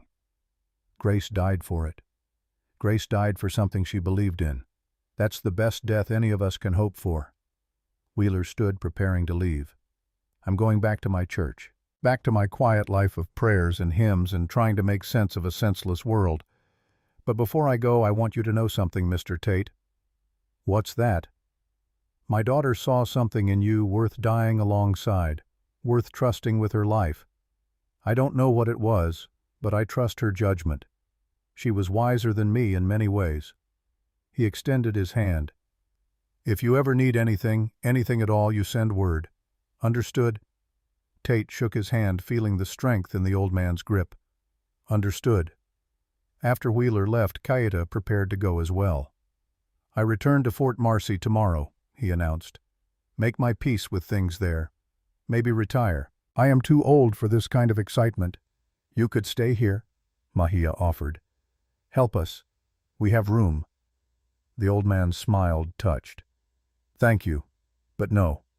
I have debts to pay, fences to mend. 5 years I hid from truth. Now truth is out. I must face consequences." He looked at Tate. "You understand this, I think." "Yeah, I understand." That night Tate couldn't sleep. He sat by the window watching moonlight paint the snow silver, thinking about everything that had happened. A week ago he'd been alone, comfortable in his isolation, content to let the world pass him by. Now his cabin held an Apache woman and her half-breed daughter, his forge stood idle, and his carefully constructed walls were crumbling. "You are troubled." Mahia's voice came from the darkness. She moved to stand beside him, careful not to wake Evelina. "Just thinking." "About what?" "About how everything's changed. How I can't go back to the way things were. Would you want to, if you could?" Tate considered this. A week ago he would have said yes without hesitation. But now, watching Evelina sleep peacefully for the first time since they'd found her, seeing the hope returning to Mahia's eyes, he wasn't sure. "I don't know," he admitted. "I think you do know. You're just afraid to say it." She was quiet for a moment. "Tate, can I ask you something?" "Sure." "The man at mine, Wardell, he killed your family. You had chance to kill him. Why did you not take it?" Tate had been asking himself the same question for 3 days. "Because it wouldn't have changed anything. Wouldn't bring them back. Wouldn't make the pain stop. It would have just made me a killer instead of a survivor." "You are already killer. You killed for me, for Evelina, for Grace. That was different. That was necessary, justified." Mahia shook her head. "All killing is same, Tate. We just make up reasons why some deaths are acceptable and some are not. Truth is, you did not kill Wardell because you chose to be different man than he is. Chose to be man Sarah would recognize, man Thomas would be proud of." The words hit hard because they were true. In that moment at the mine, facing the man who'd destroyed his life, Tate had chosen. Not revenge, not justice, but something harder. He'd chosen to let go. "How do you know about Sarah and Thomas?" he asked. "I never told you their names." "Cayeta told me. He knows many things about you. Knows you were good man before tragedy broke you. Knows you are still good man, just buried under pain." She placed a hand on his arm. "I see that man sometimes. When you teach Evelina to smile again. When you change my bandages gently so it does not hurt. When you bury Grace with honor she deserves. That is real Linger Tate. Not the ghost who lives alone in mountains." Before Tate could respond, a sound outside made them both freeze. Horses. Multiple riders approaching fast. Tate grabbed his rifle, moved to the door. Through a gap in the shutters he counted 5 riders, maybe 6. They wore no uniforms, but they rode with military precision, spreading out to surround the cabin. "Stay back," he told Mahia. "Keep Evelina quiet." He opened the door before they could knock, rifle ready but not raised. The lead rider was a man in his 50s, weather-beaten and hard-eyed. He wore a deputy marshal's badge. "Linger Tate?" the man asked. "Depends who's asking." "Deputy U.S. Marshal Silas Cord. I've got some questions about events that occurred 5 nights ago at a mine east of here." Tate's finger moved to the trigger. "What kind of questions?"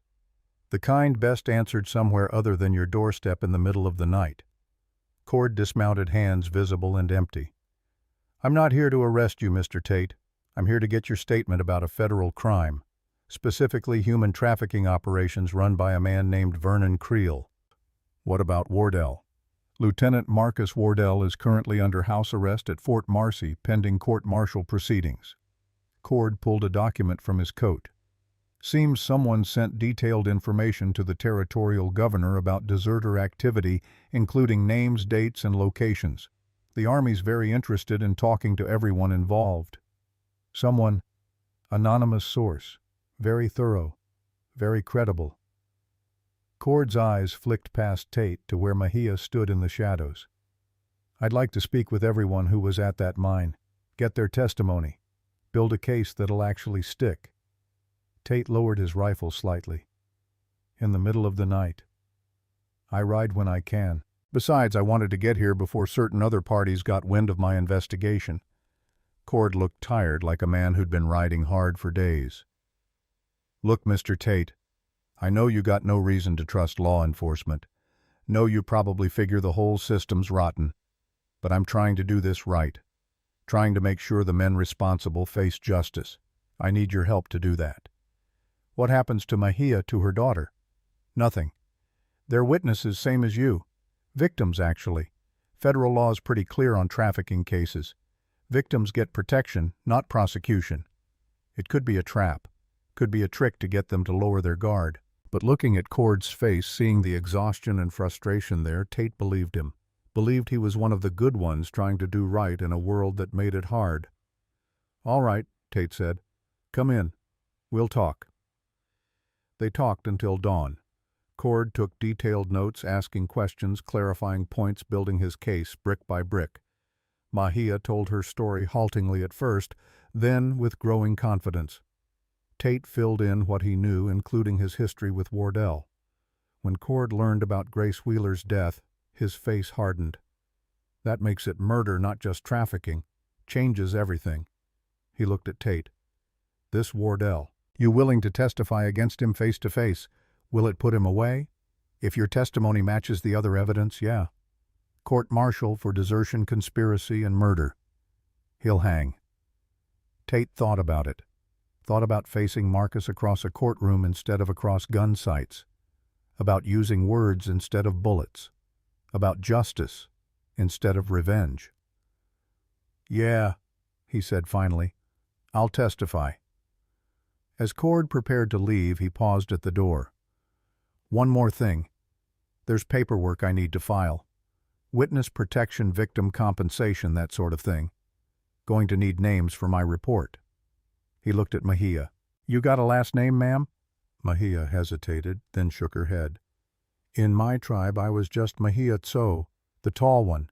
No family name because no family claimed me. Well, you'll need one for the federal forms. Can't just put Mejia and call it done. She looked at Tate, uncertain. He understood what she was asking without words. After a moment, he spoke. Put down Mejia Tate and Evelina Tate. They're under my protection. That makes them family. Cord raised an eyebrow but wrote it down without comment. Tate family. Got it. I'll be in touch about the trial. Probably 6 weeks, maybe 2 months. You'll need to come to Santa Fe to testify. After he left, Mejia turned to Tate. Why did you do that? Give us your name. Because you need it. And because... He paused, searching for words. Because Sarah would have wanted me to. She was always bringing home strays. Injured birds, orphaned kittens, people down on their luck. Said everyone deserves a family. A place to belong. And you think we belong here with you? Tate looked at Evelina, still sleeping peacefully despite the night's excitement. Looked at Mejia, strong and fierce, and more alive than anyone he'd known in years. Looked around his cabin, which suddenly felt less like a tomb and more like a home. Yeah, he said softly. I think maybe you do. Outside, the first light of dawn touched the mountains. Inside, the fire burned low. And for the first time in 5 years, Linger Tate allowed himself to imagine a future that held something other than loneliness and regret. It was fragile. It was uncertain. It was built on grief and trauma and the broken pieces of shattered lives. But it was real. And maybe, just maybe, it was enough. 6 weeks passed like water through fingers. Winter deepened, then began its slow retreat. The snow that had blanketed everything started to melt in patches, revealing brown earth and the first stubborn shoots of early spring grass. Evelina began to speak again, hesitantly at first, then with growing confidence. She asked questions constantly, her curiosity about the world returning like a flower unfolding. Why did smoke rise? Where did the deer sleep at night? What made the stars shine? Mahia healed her shoulder, regaining strength, though it would never be quite the same. She moved through the cabin and the surrounding land with increasing ease, learning the rhythms of this new life. She hunted, bringing back rabbits and the occasional deer. She cooked, combining Apache methods with what Tate taught her about frontier meals. She sang to Evelina each night old songs in a language Tate didn't understand but found beautiful anyway. And Tate slowly began to live again. He opened the forge more regularly, taking orders from neighboring homesteads. Word had spread about the hermit blacksmith, and people came seeking his work despite the strange household he kept. Some brought curiosity along with their broken tools. Others brought judgment. Tate found he cared less about both than he once had. Kaita visited twice, bringing news from Fort Marcy. The investigation was proceeding. More deserters had been identified, arrested. The network Creel had built was being systematically dismantled. Wardell remained under arrest, awaiting trial. "They want you in Santa Fe next week," Kaita said on his second visit. "For testimony. Marshal Cord sends word that case is strong, but your words will make it certain." Tate had been expecting this, dreading it. "How long will it take?" "Few days, maybe week. Depends on how many witnesses they call." The old man watched Evelina playing outside, chasing a butterfly through the melting snow. "The girl is better. Much better." "Yeah, she is." "And Mahia, getting stronger every day. And you?" Tate didn't answer immediately. How could he explain what he barely understood himself, that the cabin didn't feel empty anymore, that he sometimes caught himself smiling at Evelina's questions, or Mahia's observations, that the nightmares about Sarah and Thomas came less frequently, replaced by dreams he didn't wake from, sweating and shaking. "I'm managing," he said finally. Kaita smiled, knowing. "Yes, you are managing very well, I think." The night before they were to leave for Santa Fe, Tate found Mahia standing outside, staring up at the stars. She did this often, he'd learned, some Apache custom about reading messages in the sky. "Nervous about tomorrow?" he asked. "Yes. I have never been to White Man City, never testified in court. What if I say wrong thing? What if they do not believe me?" "They'll believe you. You just tell the truth. That's all you have to do." She was quiet for a moment. "Truth is not always enough. Sometimes people hear what they want to hear. Then we make them hear what they need to hear." Tate moved to stand beside her. "Cord's a good man. He'll make sure you're protected, that Evelina's safe. I won't let anything happen to either of you." "You cannot promise that. You cannot control what 12 white men in courtroom decide."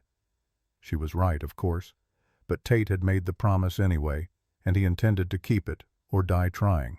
They left at dawn, the three of them on 2 horses, Evelina riding with her mother.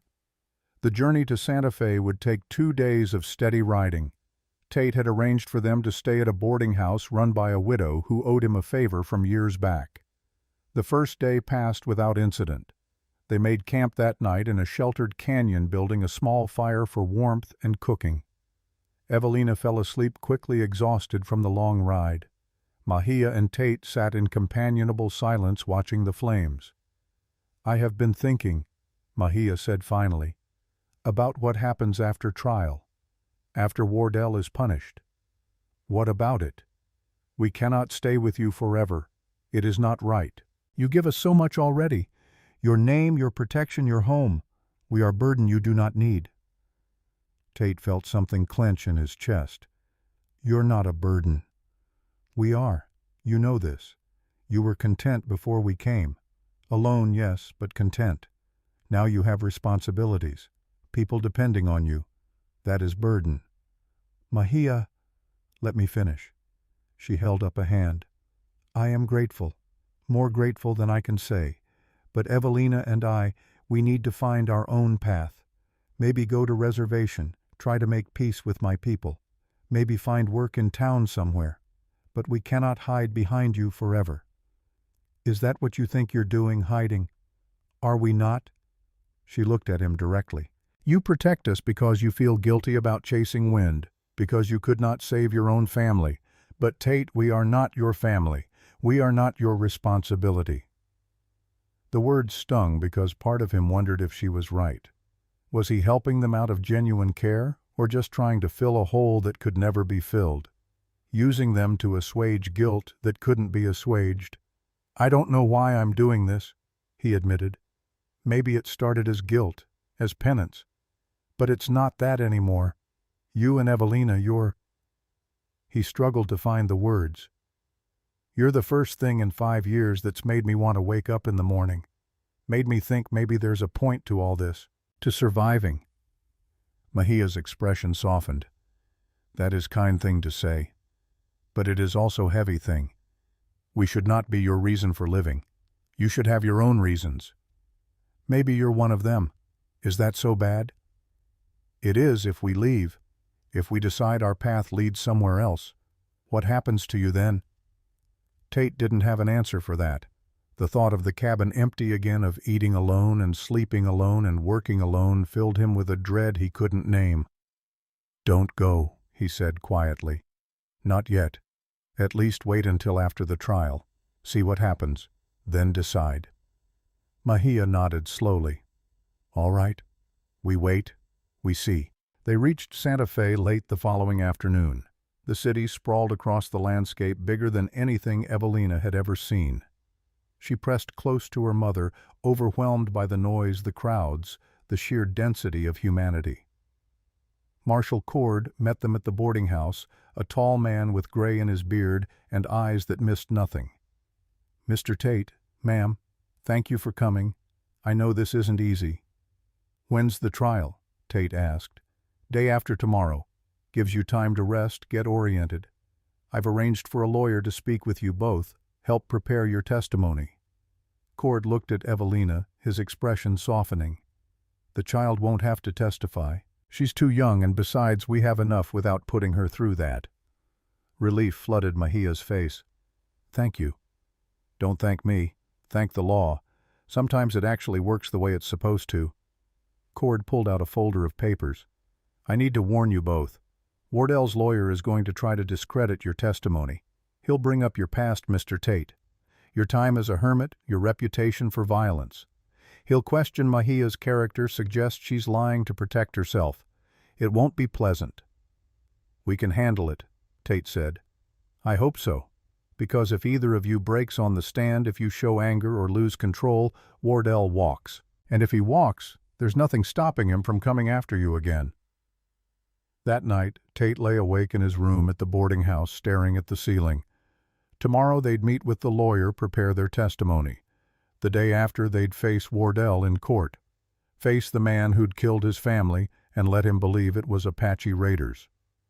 Part of him wanted to walk into that courtroom with a gun instead of words, wanted to see Wardell's blood on the floor, wanted to watch him die the way Sarah and Thomas had died. Quick or slow, it didn't matter. Just dead. But that wasn't the path he'd chosen, wasn't the man he wanted to be. Not anymore. A soft knock at his door interrupted his thoughts. He opened it to find Mahia standing there, Evelina asleep in her arms. She had nightmare, Mahia explained quietly. Asked for you. Said you make the bad dreams go away. Tate felt his throat tighten. I don't know anything about bad dreams going away. You do not have to know. You just have to be here. She hesitated. Can we stay? Just tonight in your room? She feels safer when you are near. Tate stepped aside, let them in. Mahia settled Evelina on the bed, the child never waking. Then she sat in the chair by the window, watching the street below. In Apache tradition, she said softly, when child has bad dreams, whole family sleeps together. So child knows they are protected. So spirits know child is not alone. Is that what we are? Tate asked. A family? Mahia looked at him for a long moment. I do not know what we are. But we are something. Something more than strangers. Something less than—" She trailed off. "Than what? Than what I wish we could be. But that is my foolishness, my loneliness speaking." Tate moved to sit on the edge of the bed, careful not to wake Evelina. "What do you wish we could be? Does it matter? Wishes change nothing. Tomorrow we face courtroom. Day after that we make decisions about future. What I wish has no place in that. Maybe it should. Maybe what we wish is the only thing that matters." Before Mejia could respond, Evelina stirred, reaching out in her sleep. Her small hand found Tate's, gripped it tight. She mumbled something in Apache, then in English. "Papa, don't go." Tate froze. The word hit him like a physical blow. Papa. She'd called him Papa. Mejia saw his face, spoke quickly. "She does not understand. She is confused, half asleep.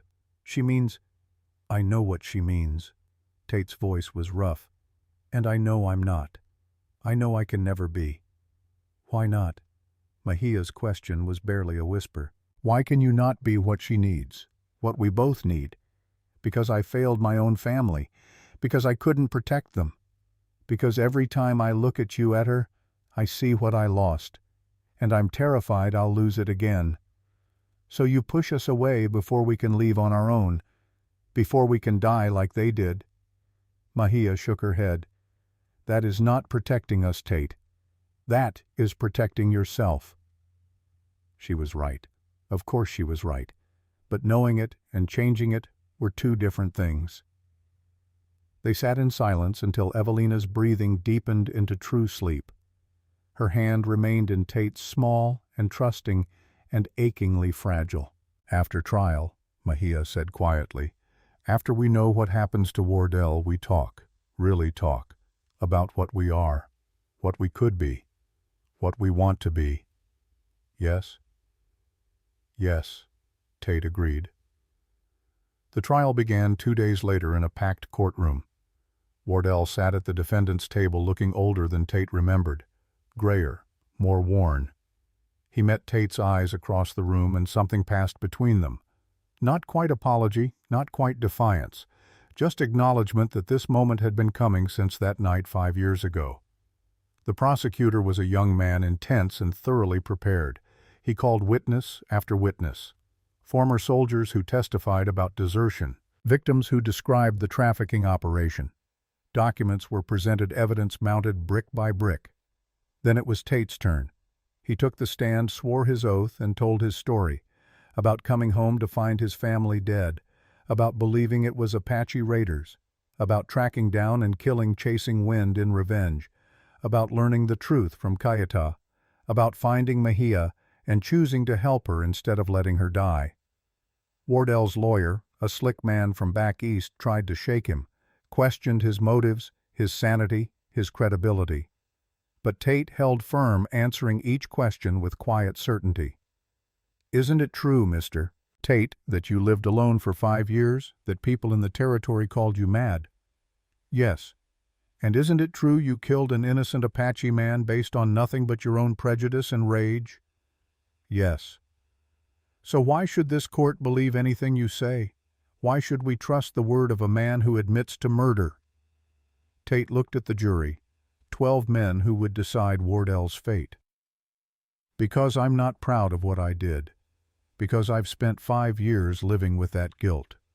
Because I know the difference between killing out of ignorance and killing with full knowledge of what you're doing. Wardell knew. He knew my family was there. He knew they were innocent. And he killed them anyway, not in the heat of battle, not in self-defense, but because it was easier than letting them live to identify him." The courtroom was silent. Wardell's lawyer had no follow-up. Mejia testified next, her English halting but clear.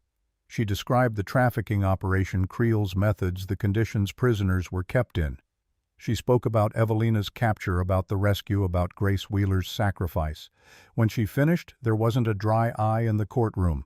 The trial lasted 3 more days. More witnesses, more evidence, more arguments. Finally, the jury retired to deliberate.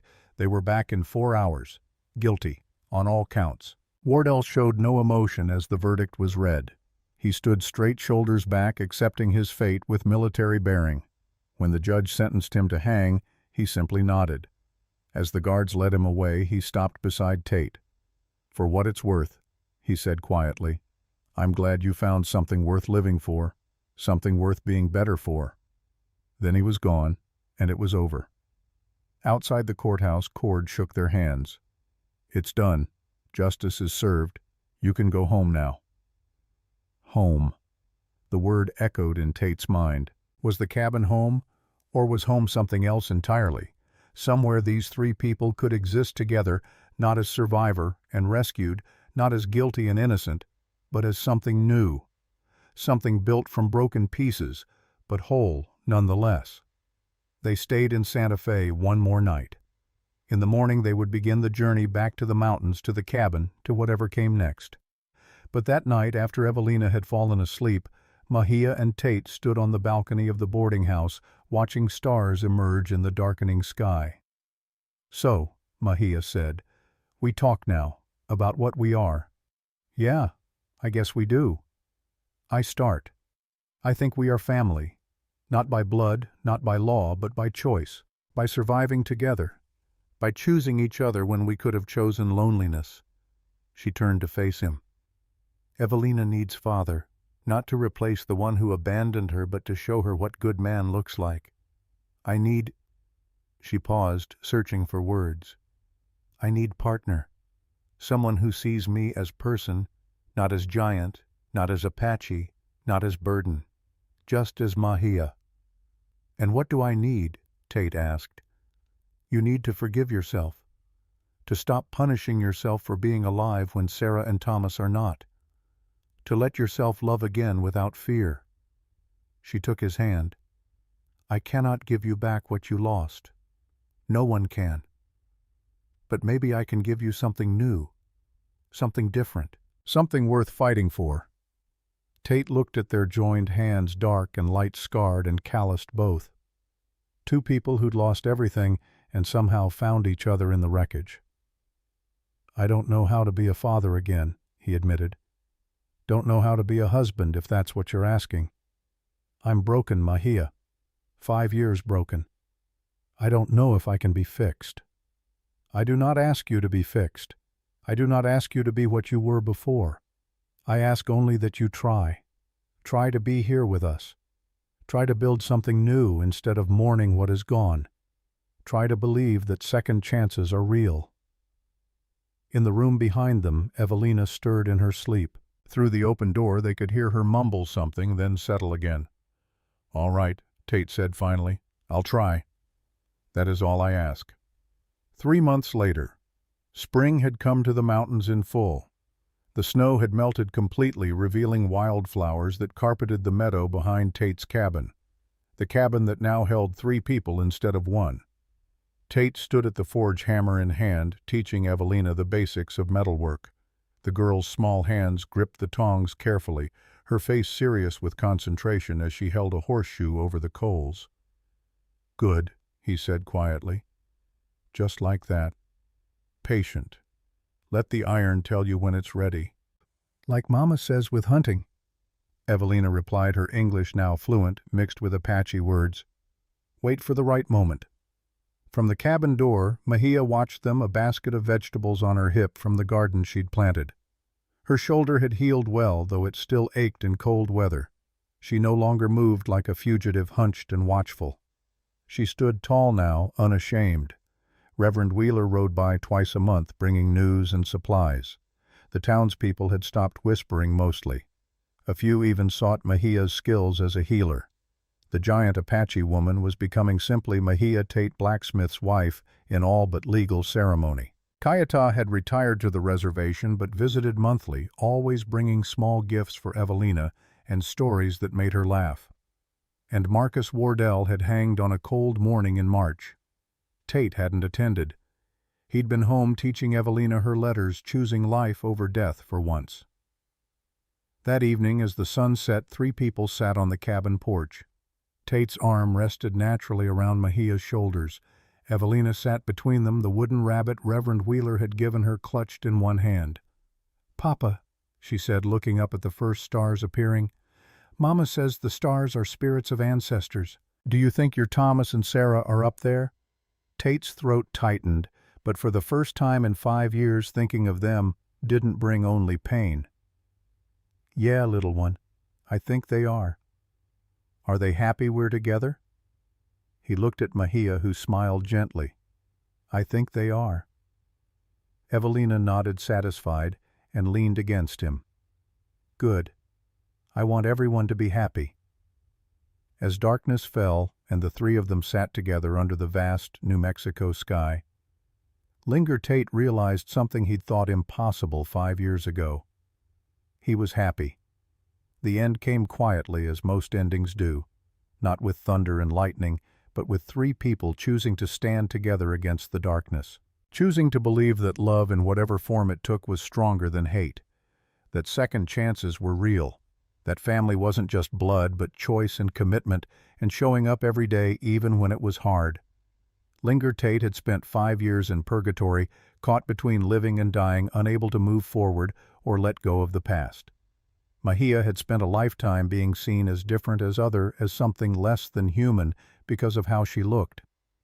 Evelina had spent 4 years learning that the world was cruel, that people you loved could disappear, that safety was an illusion. But together, impossibly, they'd found something none of them could find alone. Not healing exactly, not forgetting, but a way forward that honored the past without being trapped by it. As they prepared for bed that final night in Santa Fe, Tate watched Mahia tuck Evelina in, singing softly in Apache. The child's eyes were already closing, her breathing evening out. "Papa," Evelina's voice was small, sleepy. "Will you be there in the morning?" The words still caught him off guard, still made his chest tight, but this time he didn't hesitate. "Yes, little one, I'll be there." "Promise." "Promise." Satisfied, she drifted off to sleep. Mahia looked at him over the child's sleeping form. In her eyes he saw understanding gratitude and something else, something that looked like love, though neither of them were ready to name it yet. "Thank you," she whispered. "For what?" "For keeping your promises, for being the man my daughter needs you to be, the man I need you to be." Tate didn't trust himself to speak. He just nodded, throat too tight for words. Outside, the city slept. Tomorrow would bring new challenges, new struggles. But tonight, in this small room in a boarding house in Santa Fe, three people who'd found each other in the darkest of circumstances dared to dream of morning. And that was enough. That was everything. The end.